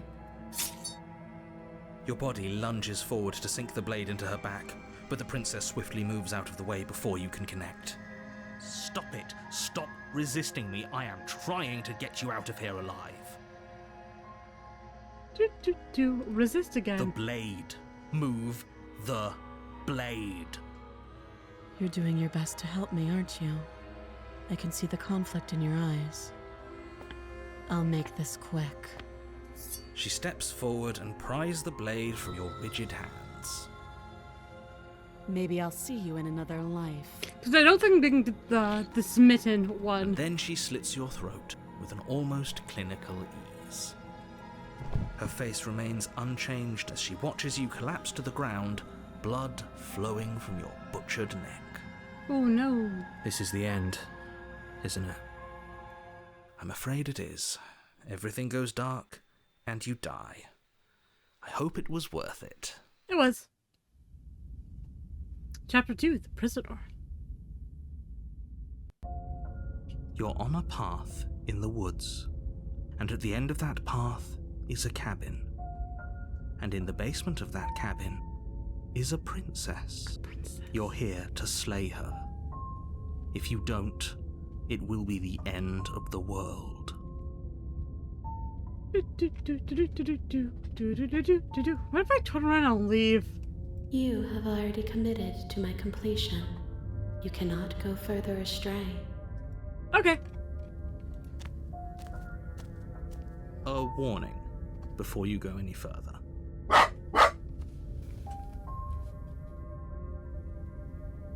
Is someone existing? A warning. She will lie, she will cheat, and she will do everything in her power to stop you from slaying her. Don't believe a word she says. Yes, don't believe a word she says. Just go in, take the knife, and do what you're supposed to. Wink. Wink. Did you just say wink out loud? No. No, I didn't. Wink. Just ignore this clown and focus on the princess.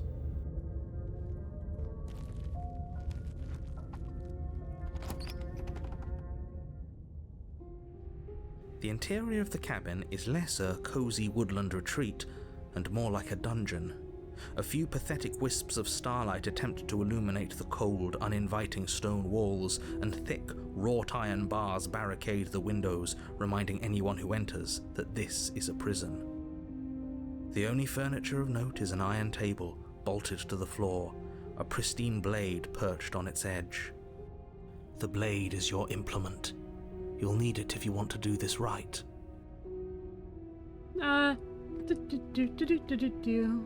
Just take the blade and You go. take the blade from the table. It will be difficult to slay the princess and save the world without a weapon. Good idea. Much better to be armed than to go in with blind hope alone.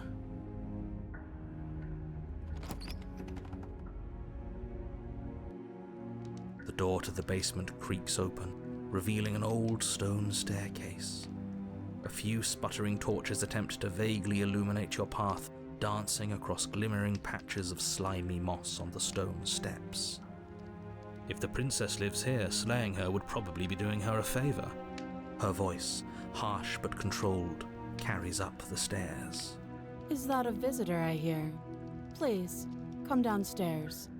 It's been a while since I've had company. I wonder what visitors she could be referring to. Were we not the first? You walk down the stairs and lock eyes with the princess.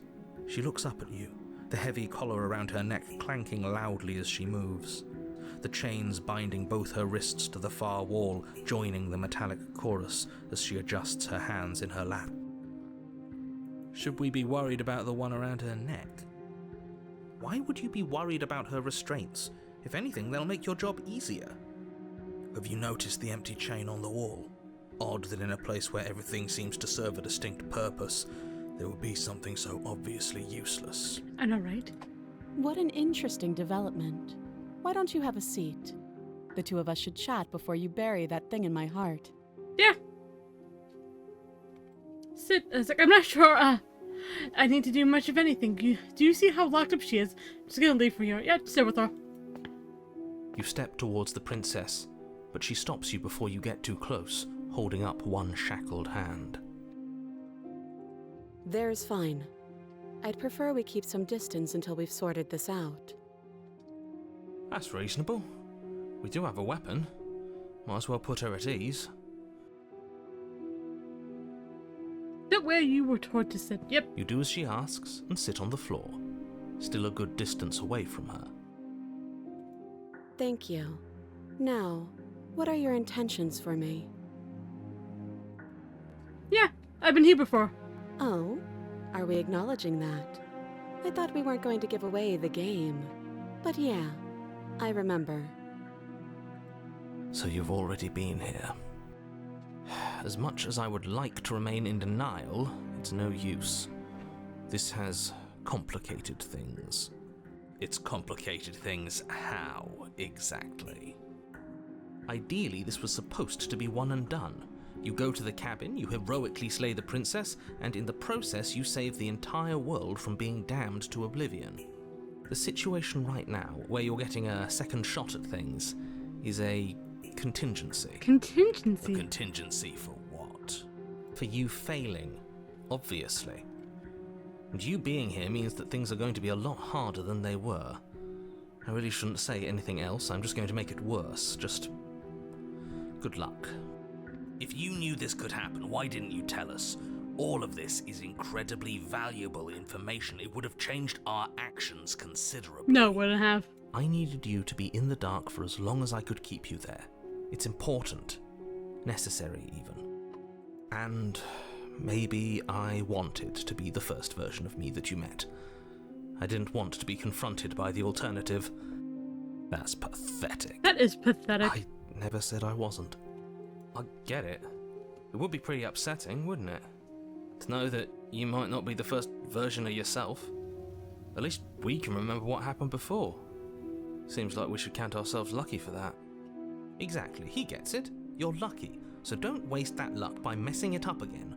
Alright? Moving on. Why is it important for us to be ignorant? How is it ever helpful to be in the dark? The more I say, the more your mind will swim into dangerous waters. Even saying that is too much. Your success hinges on you having imperfect information. For the sake of the entire world, you need to accept that. No. I won't. Fine, but you won't get another word from me on the matter. Yeah, sure. We'll see about that. Just give it a rest, this isn't helping. Focus. This is a serious situation. You shouldn't be daydreaming. Yeah, we were really talking to ourselves for a while. Yeah, the other chain on the wall, who's it for? I don't know, but you could always try it on. I could. Maybe it'll fit. I hope I don't actually have to say this, but please don't lock yourself in chains. We need you ambulatory if you're going to save the world. I'm gonna put myself in a chain. Is that an option? Yeah. I wouldn't do that if I were you. I'm gonna do it. And why is that? Do I even need to explain myself? It's a shackle and it's one without a key. Do you want to be stuck here like she is? Yeah. And what? Is it going to lock the second we put our wrist into it? I don't know. Maybe it will. He doesn't want us to look at it. That's all the reason we need to investigate. But what if he's telling the truth? He isn't. I am. Inspect the shackle. Against your better judgment, you approach the chain dangling from the far wall. The princess watches you with faux disinterest as you inspect it, though she can't fully hide her curiosity. I don't want to say what I'm supposed to say next. What is that supposed to mean? It sounds bad. Is it bad? It's bad. Yes, it's bad. Come out and say it then. You're just wasting time. Fine. As you hoist the shackle, its heft shifts within your grasp, as if pulled by some odd magnetism. Before you can so much as blink, it practically leaps from your hands, snapping around your neck. Cool. And, as if your situation weren't bad enough, the same magnetism repels your blade, which is flung from your hand and sent skittering across the floor of the basement. Excuse me? Yes? Are we stuck here now? Yes. Wow! I don't know what else I expected to happen. Huh, so it does fit. And I guess it doesn't like your knife. We're stuck here together, aren't we? That's funny. No, I always wanted your perspective. What are we supposed to do now? Can't even cut ourselves out. Guess we'll starve. Yeah? That's horrible. It's fine. It's not all bad. We learned a valuable piece of information. Not to touch things we're specifically told not to touch. Yes. No, that there's something special about this loose chain. It's clearly important. So we're both stuck here. Yep. Yup. What should we do? Wait, I guess. Maybe something else will happen. Maybe not. Did you know this was gonna happen to me? No. Huh. Not one for small talk, are you? Nope. Okay. That's rude. You and the princess wait in silence, though neither of you knows what you're waiting for. But you're waiting for something. You're waiting for anything. Waiting. This is so boring. Oh, it's fine. There must be something we can do to get out of here. There must be something we're missing. But there isn't. Time passes. It passes and passes and passes. And the basement of the cabin remains much the same. It is cold and silent. At least the world is safe. It isn't. You're stuck. Too far away from both the princess and your blade to do much of anything. But she's not ending anything. She's just sitting there. Her very existence is a threat. It harms everything around it. How exactly does that work? It just does. It just does. But your line of questioning is interrupted by the passage of even more time. And after that, even more time passes again. And let me guess, the cabin remains the same. If time is passing, the cabin can't be the same. Even if the differences are small, they have to exist. That's just how things work.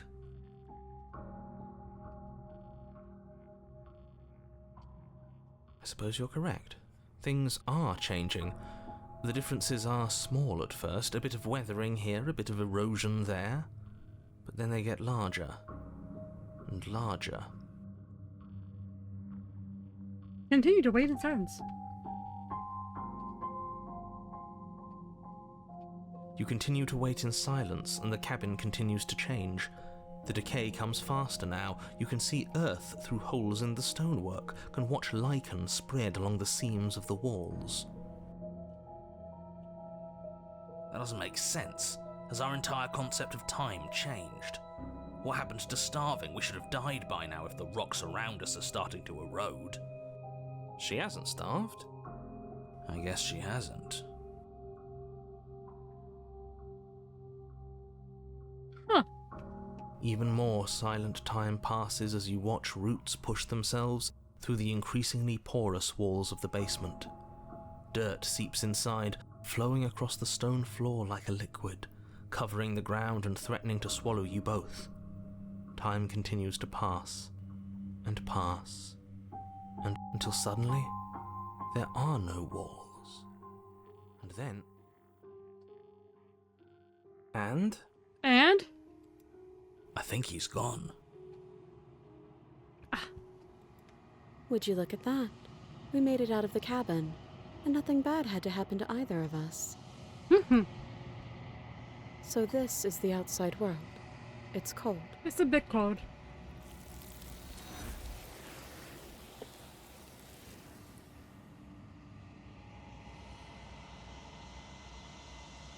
But you did not get the chance to respond, nor will you ever. It's time to leave. Memory to She's gone. Where did she go? Should we try and find her? And is that a mirror? Why is it here? Why now? It's going to be okay. But it feels so bad. Like looking into it right now is going to be the end of everything. We're fine. You're right. Part of me wants the truth, but something stronger is holding me back. Fear. It's the end for you, but not for What me. is that supposed to mean? Whatever awful thing I felt before, it feels so much worse now. No, that can't be right. There has to be something more. There really isn't.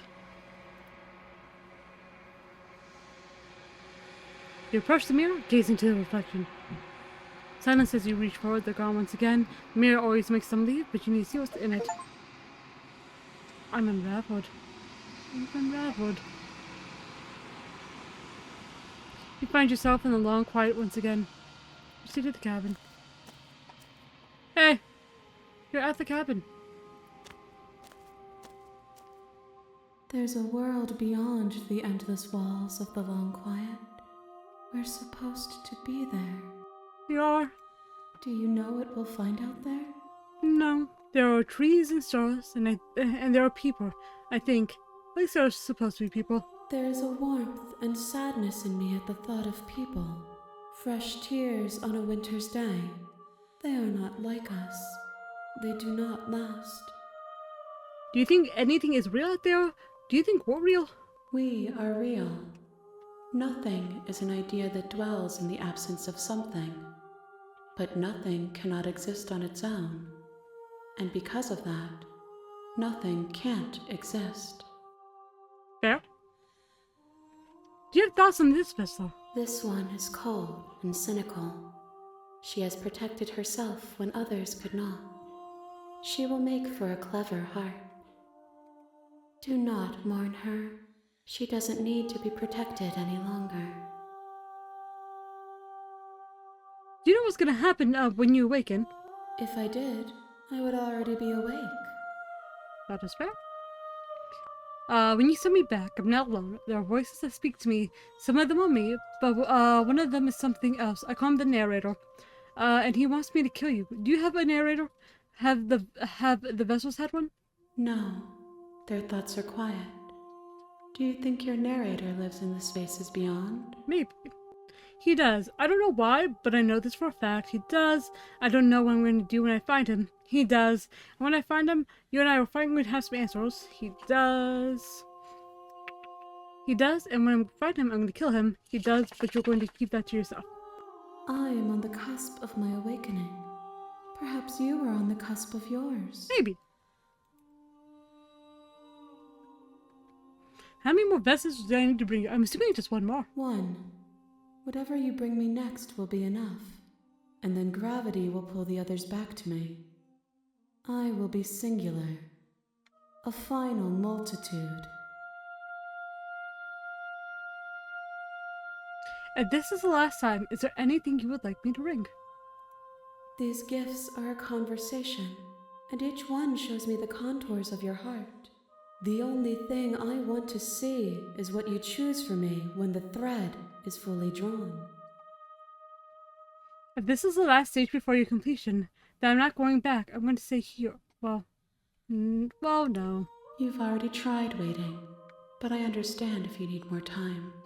I'll wait with you. There's no waiting forever. I'm ready to go back. The next time I see you, each of us will finally know what we are. I'm a goblin. I will be here, waiting for you. Everything goes dark and you die. I think I know what to do. I think. So when I tried to slay her the first time, I hesitated. I think this time I just gotta, do the prompts back to back. And that should lead me to probably the last iteration. So let's see.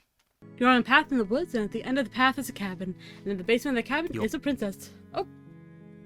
It's fine. We've all heard this 1,000 times.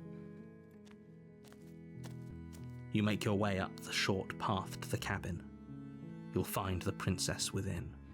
We're not going to go through with this, right? We're going She's to a do with it. princess. We're supposed to save princesses, not slay them. That's fine. Ignore him. He doesn't know what he's talking about. Yep.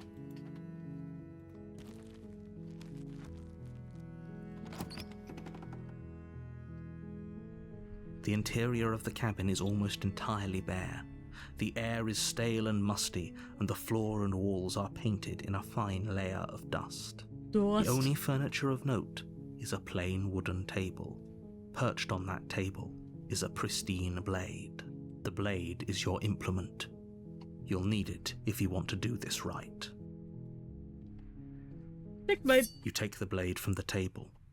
It'd be rather difficult to slay the princess and save the world without it.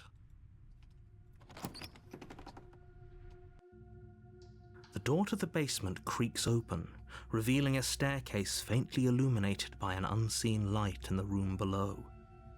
This is an oppressive place. The air feels heavy and damp, a hint of rot filtering from the ancient wood. If the princess really lives here, slaying her is probably doing her a favor. Her voice carries up the stairs. Who's there? It's a me, but I'm not saying She it this sounds time. dangerous. It's almost as if she's the one in charge down here. Don't let it fool you. It's all part of the manipulation. Good. You're still listening to reason. This is the one time I'm listening to the narrator. I think that's like the only thing I really haven't done. You walk down the stairs and lock eyes with the princess. There's a heavy chain around her wrist, binding her to the far wall of the basement. She's so coldly beautiful. Is she really a threat to the world? I really don't think she is, but she could Focus on the task at hand. And there you are. Are you here to kill me or something? be. Yes, actually. You step forward, your grip on the blade tightening as you steel your resolve. Oh? No talking then? Fine. What even makes you think you can kill me? I'm probably chained up in this basement for a reason, right? And if that knife is the only weapon you have, you'll have to get close enough to use it. That's fine. So, you should just drop it.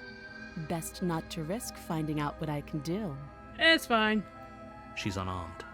If you hesitate now, it'll be too late. End this. You lunge forward without a moment's hesitation. Slash, slash. You feel flesh easily give way and look down to see your blade already sinking deep into her heart. Oh, Yeah, I just did it, this didn't is I? it, isn't it? Yep. I'm almost embarrassed. I should have seen that coming. But I have to wonder, do you actually believe this was enough to kill me? Not one bit. It's like she's convinced she can't die. Yes, even as she lays there dying, she entirely believes herself to be alive and well. But it's over, isn't it?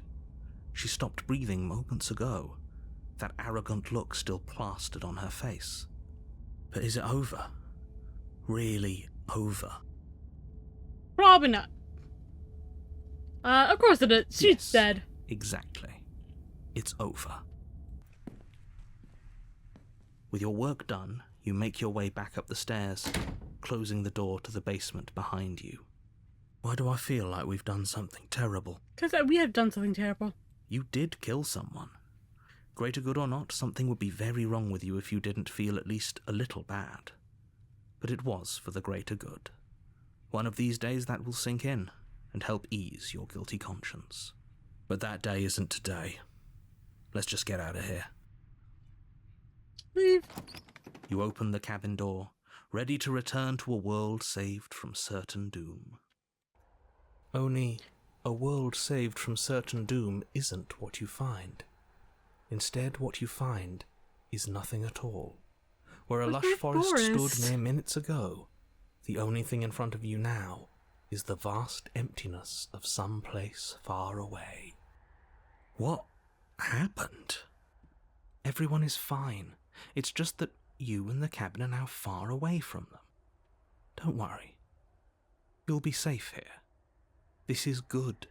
Everyone is happy. You'll be happy. No, I won't. That's bullshit. Let me out of here. What's done is done. And there's no going back now. This is what's best for everyone. Trust me. I don't believe you. Time passes. You can't be sure if it's days or months or years or even decades. It's all a wonderful, boring blur. You've never been happier. Psst. Hey. We're not just gonna stay here forever, right? No. Yeah, hell no. Do you have any idea how to get out of here? I do. But you're probably not going to like it. The blade. We can use the blade to get out of this. I can hear everything you say, little voice. There's only one thing it would want you to use that blade on, and I'm afraid that thing is you, dear hero. That's fine. He's right. It's the only way out. Do you hear that? It wants to take this happiness away from you. It wants this wonderful place to end. Narrator, I don't trust you Do you one not? bit. There's more for us to do, and the only way for us to do it is to take that blade and use it. Don't you dare. I'm daring. Anything to get the out of this hell. Thank you. I made this happy little place for you. Is this not a good enough reward for saving the world? An eternity of bliss? You ingrate? It really isn't. Fine. Whatever.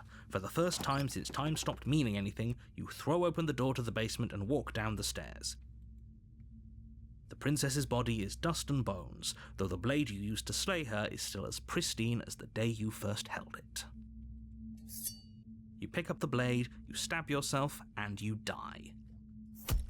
The end. Nice knowing you. Boy. Chapter 2, The Spectre. You're on a path in the woods, and at the end of that path is a cabin. And in the basement of that cabin is a princess. Ooh, a You're princess. here to slay her. If you don't, it will be the end of the world. I'm pretty sure we're just not killing her. Proceed to the cabin. A warning before you go any further. Oh no, a warning. She's gonna lie to me. She will lie, she will cheat, and she will do everything in her power to stop you from slaying her. Don't believe a word she says. She won't be a problem. Man, that's cold.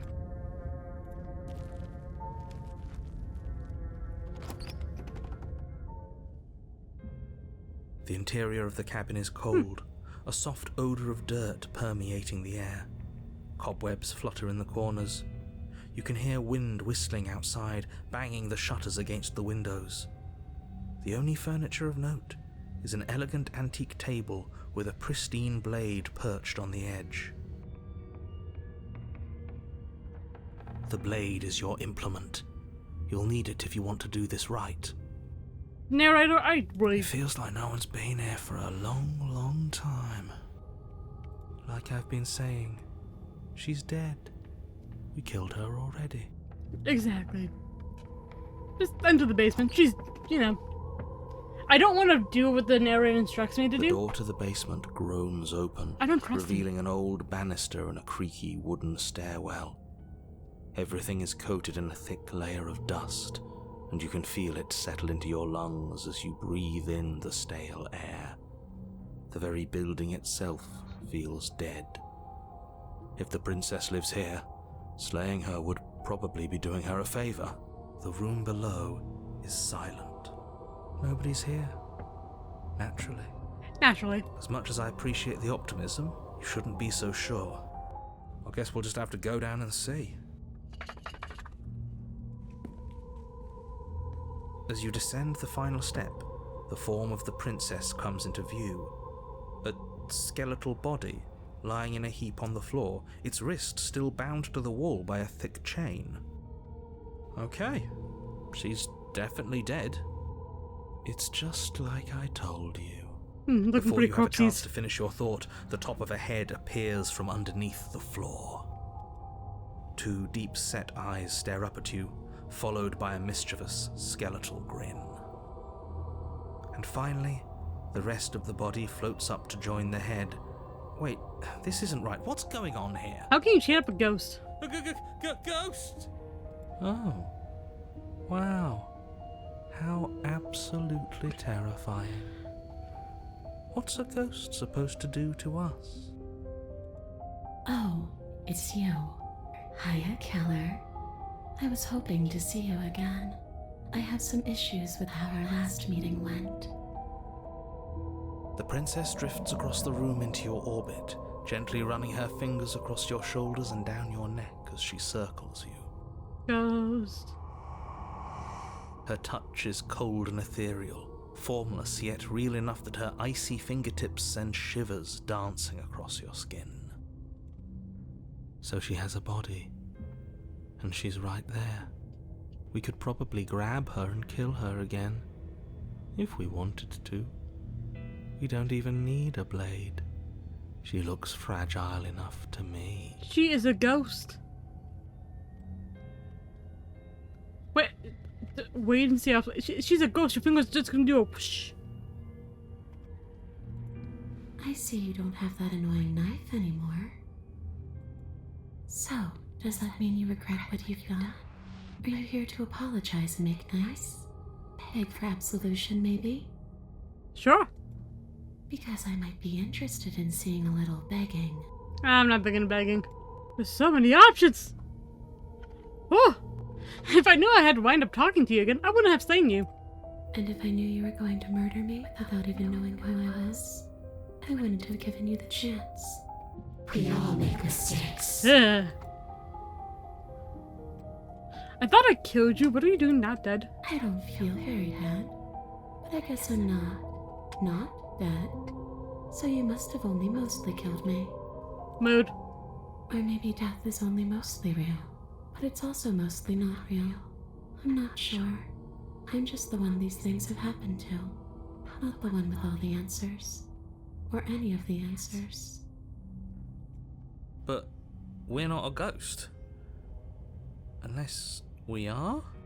No, we might be. Death, at least as a form of permanence, is just a concept. And clearly it's not a very useful one anymore. Maybe we should throw it out entirely. Throw it out the window, just like the many episodes this before. is why I didn't want you to talk to her. Death is not just a concept, it is an extremely real phenomenon. Don't let her distort your reality. Cold, hard facts exist. The truth exists. It has to. Your body's right there, though. Your dead body. The princess glances back at the bones lying on the floor. It's just a body. Do you believe these bones? Or do you believe me? Because those bones aren't talking to you. She's seeing things pragmatically. We should do the same. Reality is what's in front of us, not our preconceptions of what it should be. There doesn't need to be a static truth.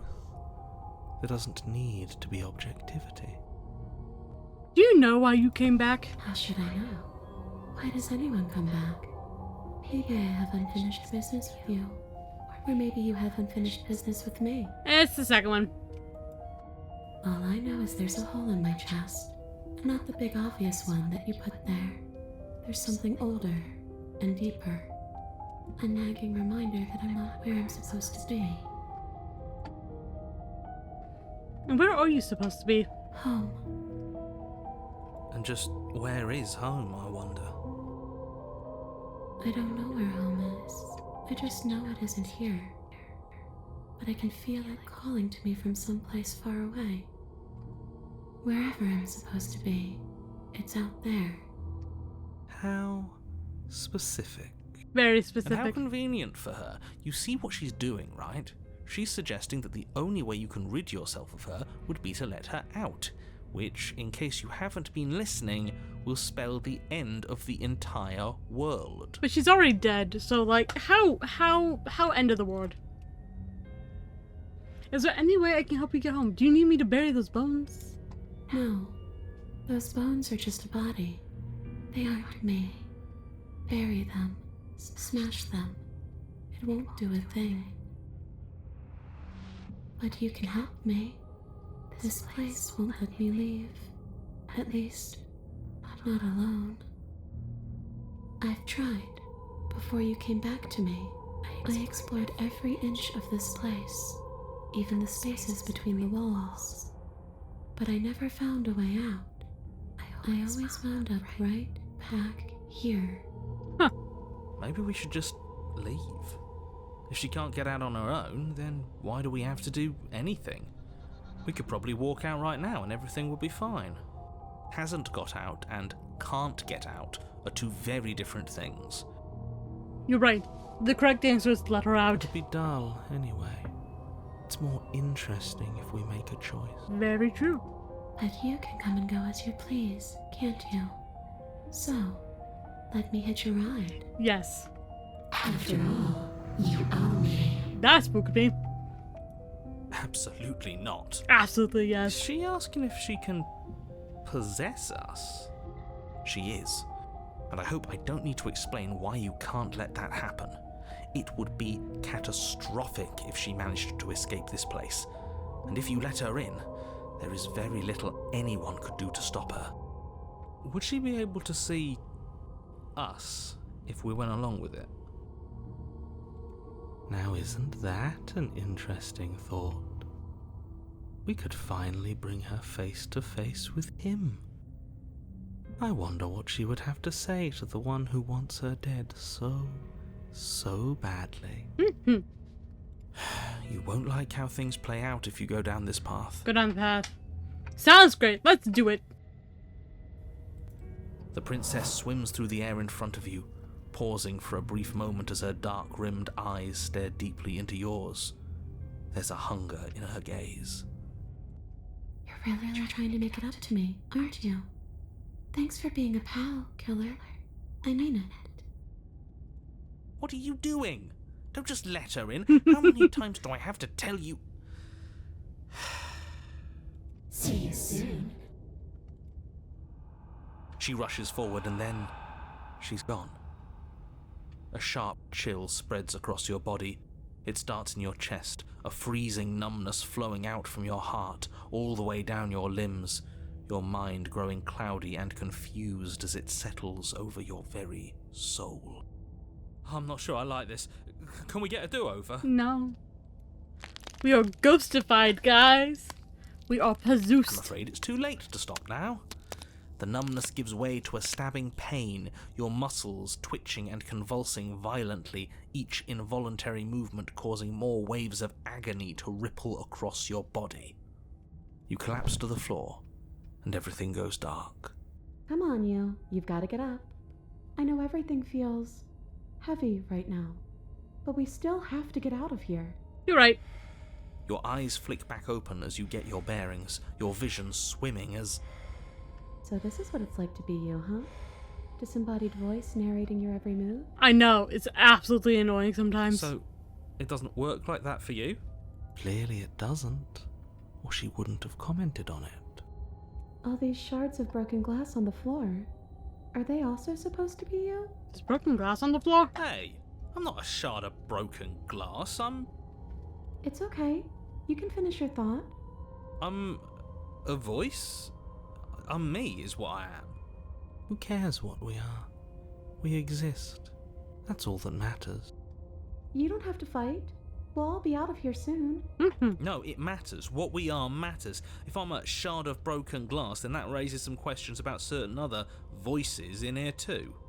I'm clearly the same thing you are. They're not listening to me. Do they not listen to you either? No, not I'm really. not talking about you, I'm talking about him. You don't need to know what I am. You just need to know that I'm different from you. More important. So, you're the one who pulled the strings and made me dead. I can tell you don't belong here. You're barely even there. Like the shape of something left behind. You're more of a memory than a person. That's rude. You're kind of like me, actually. I'm just going to ignore her. You push yourself off the ground. The princess is nowhere to be seen. Oh, yes. Obviously, she's nowhere to be seen. Because I'm in here with all of you. Everybody knows that. Exactly. I'm setting the stage. The room is empty because you made a spiteful, idiotic, and all-round foolish decision. Oh, it's fine. You don't have to let him get to you. You're better than that. You're starting to make things right. This is infuriating. Just whatever you do, you can't leave this place. It's not too late to fix this. Probably. Leave the... Well, I can't think straight. There's too It's much noise. okay. We're almost out of here. Just take it one step at a time, and everything will be fine. You're right. Everything is Everything gonna be fine. won't be fine if you listen to her. I've been One listening to way or her this another, entire this is time. all going to end. Wouldn't it be nice if he ends with it? I know, Wouldn't right? that be nice? There's only one way to find out. Mm-hmm. Leave the basement. Your legs, weary with the weight of the princess's spectral form and clumsy with the cold that still pervades them, stumble towards the stairs. I'm just trying to get home. You don't have to act like it's the end of the world.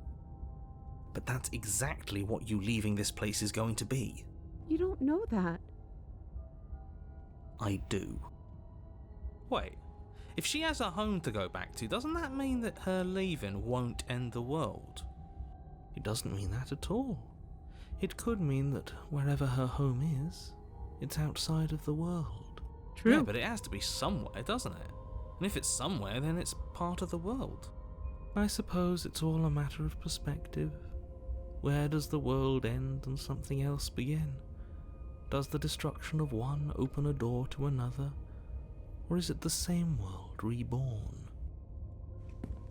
Against the backdrop of the inane conjecture of meaningless little voices, your body continues its ascent up the stairs, staggering through the open door. For how much you hate her, you aren't doing a whole lot to stop us from leaving this place. Maybe the bossy one doesn't actually hate me. Maybe he even likes me. Or maybe he just knows that he's been in the wrong. Maybe he's trying to make amends too. Maybe. Not at all. Oh. I'll have you know that I do hate you, and I will continue to hate you for as long as I am able. That sounds like a you problem. It's just the weight of it all. It's too much for me to do anything other than describe and dictate. And whine. And This wine. body wasn't made to hold you and the princess. If you want to renege on your cataclysmically terrible decision a minute ago, well, you're the only one that can make that happen. Trudge forward. You continue slowly to the door, your feet like lead dragging across the floorboards, growing heavier with each step. We're so close. Thank you, thank you, thank you. If we get out of here, I won't even care that you murdered me anymore. You lift your shaking hand and rest it on the door handle, but you pause before you open it, exhaustion sapping what's left of your will. Was exhaustion really the best you could muster up? It's over. There's no use stalling. Let's see what happens next. Exactly. Shit. But exhaustion wasn't enough, was it? The handle clicks as you twist it, and then the door groans open. Collapse to the ground, you and the princess, free from the confines of the cabin. As you exhale from the effort, you look up and see... What do I see? You see the stars? Yes? Stars enough. Nothing. He's gone, and so is everything else. So we did slay him after all. He had it coming, I suppose. Yeah. But what about us? Are we just stuck here in nowhere forever?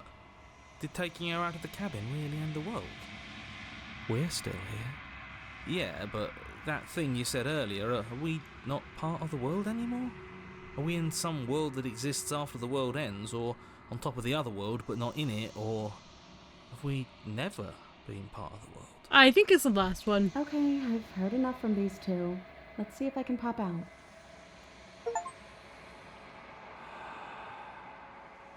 You feel lightness in your chest as a pair of sunken eyes emerge from your body and stare up at you.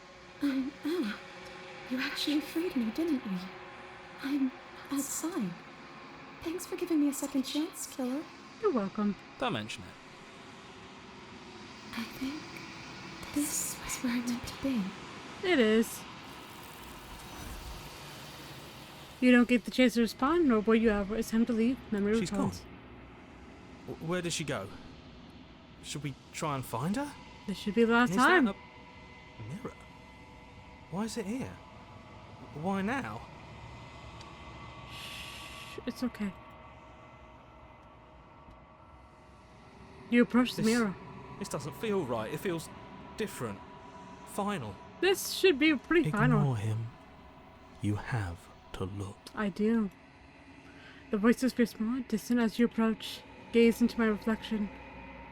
Silence as you reach forward, but they're gone once again. The mirror always makes them leave, but you need to see what's in it. I'm not sure what is in it. You're nothing at all. I'm the crow. But that isn't right. You can't be nothing. You focus your gaze, and then you see a figure, faint and veiled in shadow, just beyond the reflection. Are you I me? think you know what I am. You're the oh. A crack slides down the center of the mirror, splitting the image in the glass in two. And then another crack forms, and another, turning the mirror into a jagged shards of broken glass. Oh. Oh, there's so many. So many! So you're the narrator. I was wondering if I ever get to see you. The narrator, yes. I suppose that's my job, isn't it? You needed help, after all. An objective voice to guide your blade. But you were never supposed to see me. I wonder how many worlds you've damned to extinction to fall this far. There, a lot. That's kind of what I do. What are you? Are you something like me? Oh, I'm nothing like you. I'm an echo. Likely one of many. Somebody made you, after all, and I'm what's left of him. Not that I'm the only one who can make that claim. I'm sure you've met many others like me.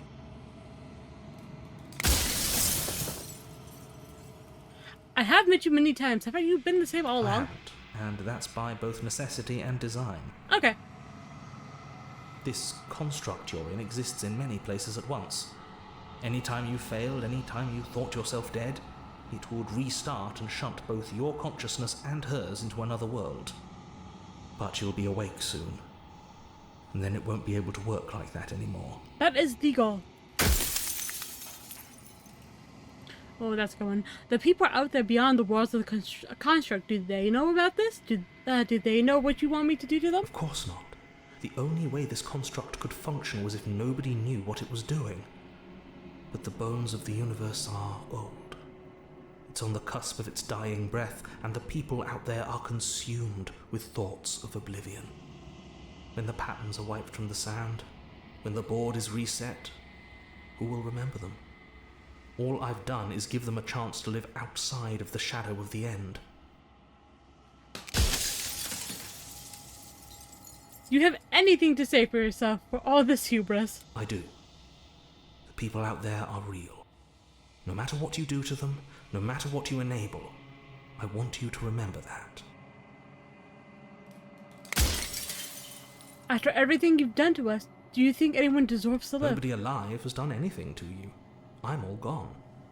But if you and the princess want to smite the rest of them for the crimes of a dead man, if you really want to be that petty, there isn't much I can do to stop you.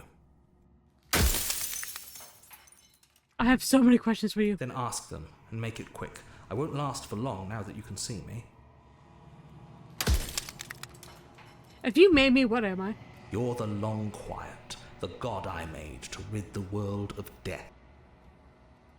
Huh. Soon I'll be gone entirely, and you'll be left alone with your final choice.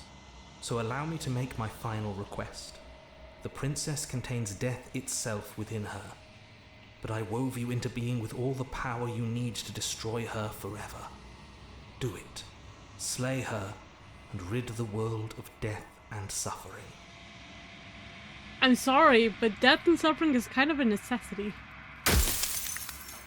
Like, I don't want to be a god. I want to be You me. are you. And if you had let everything work the way it was supposed to, you never would have woken up to the reality of your true nature.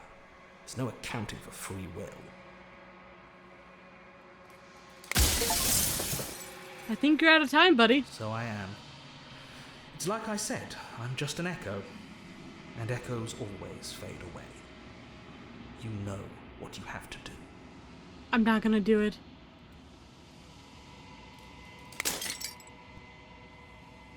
As the final fragrant glass shadows, you see yourself with a newfound clarity. The narrator was right. You are the Long Quiet, a vast and nascent god. It's finally time for you to wake up. All of this is you. Proceed to the cabin one last time. When you arrive at the heart of the things, there is no final vessel for you to bear witness to. There's nothing for you to find.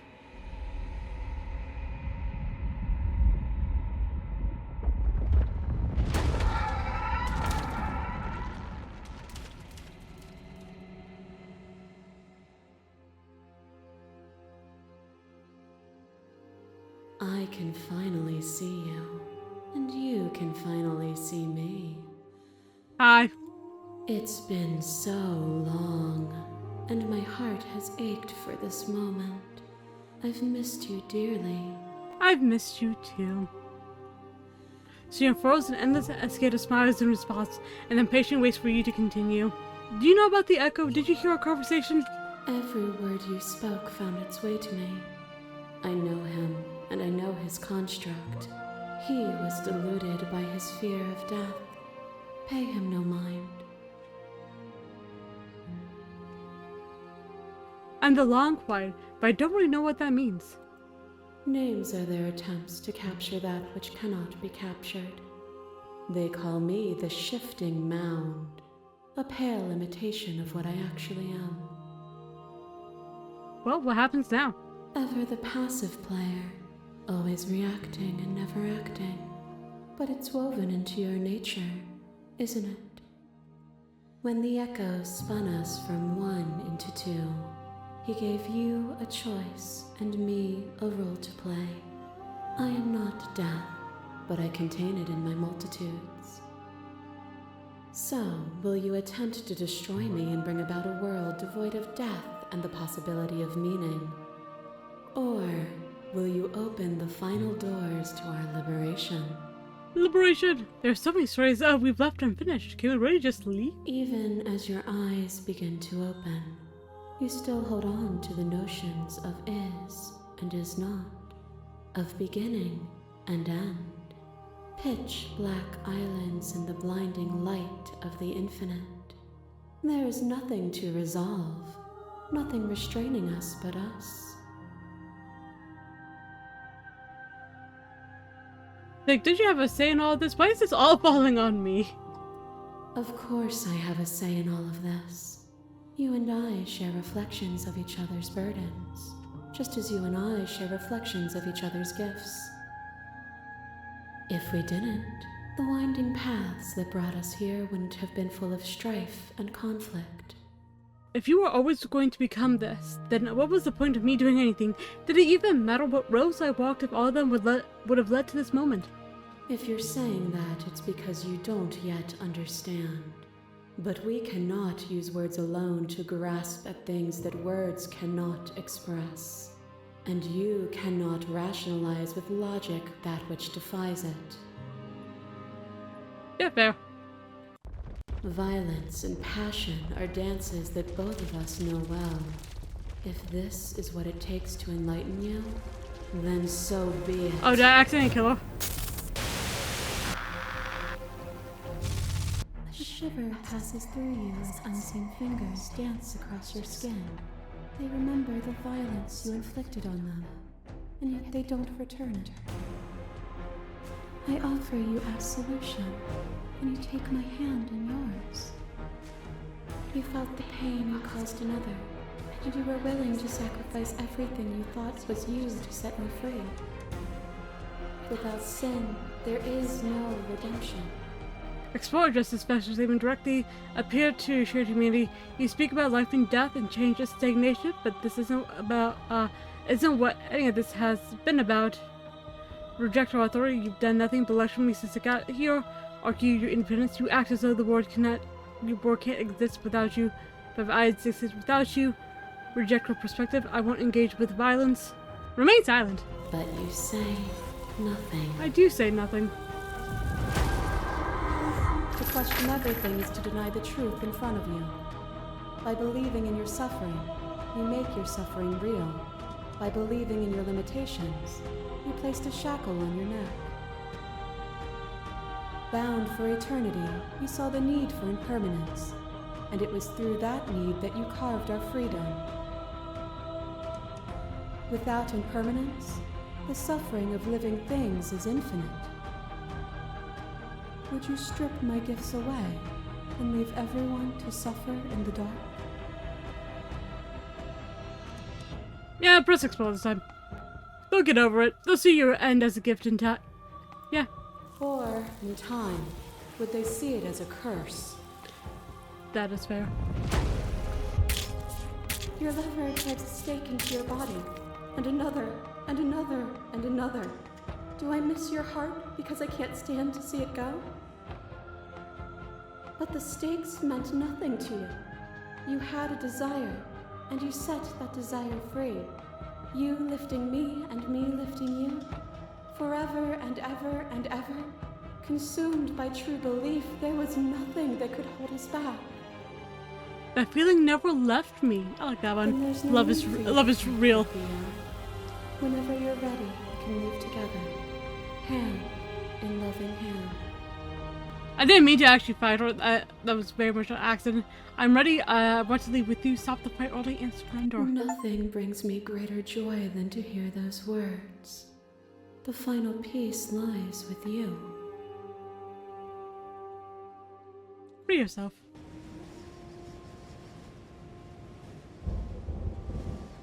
You fall into yourself. The body of an ancient creature soars from its hibernation, and you feel a sensation of limbs you once couldn't fathom. Everything here, except for her, is you. You feel your wings spanning a cosmic scale, but twisted and crumpled and bound in agonized tension to a finite plane. You can feel the glass of the construct pressing in on you, confining you across infinite skies and infinite angles. You push back and strain against it, but it does not yield. I love you. Take her hand. All at once, the unyielding tension breaks.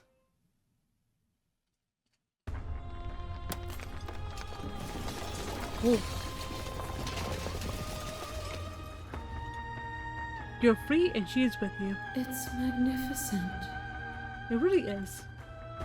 There are no words or thoughts to describe absolute reality, something that it simply is. Well, what happens now? Everything. Just like it always has been. And just like it always will be. Step into the infinite. You and she step forward into 1,000 dawns and 1,000 senses, each of which contains 1,000 more. You exist and you're aware, just have you always been and just as you always will be. The conflict is in your nature. The two of you would never be alone, and the two of you will never know fear. You and she are finally home. Aww. That was cute. That's a good game. Well, that was Slay the Princess, where I don't think I ever really did the goal of the narrator, because, you know, fuck the narrator, I guess. Okay, that is it. That was a fun time. If you're wondering if I did this all in one sitting, you're absolutely right. And if you watch the videos back to back, it just progressively gets darker in the room, because it is getting, well, nighttime-ish. Anyway, have a great day. Bye.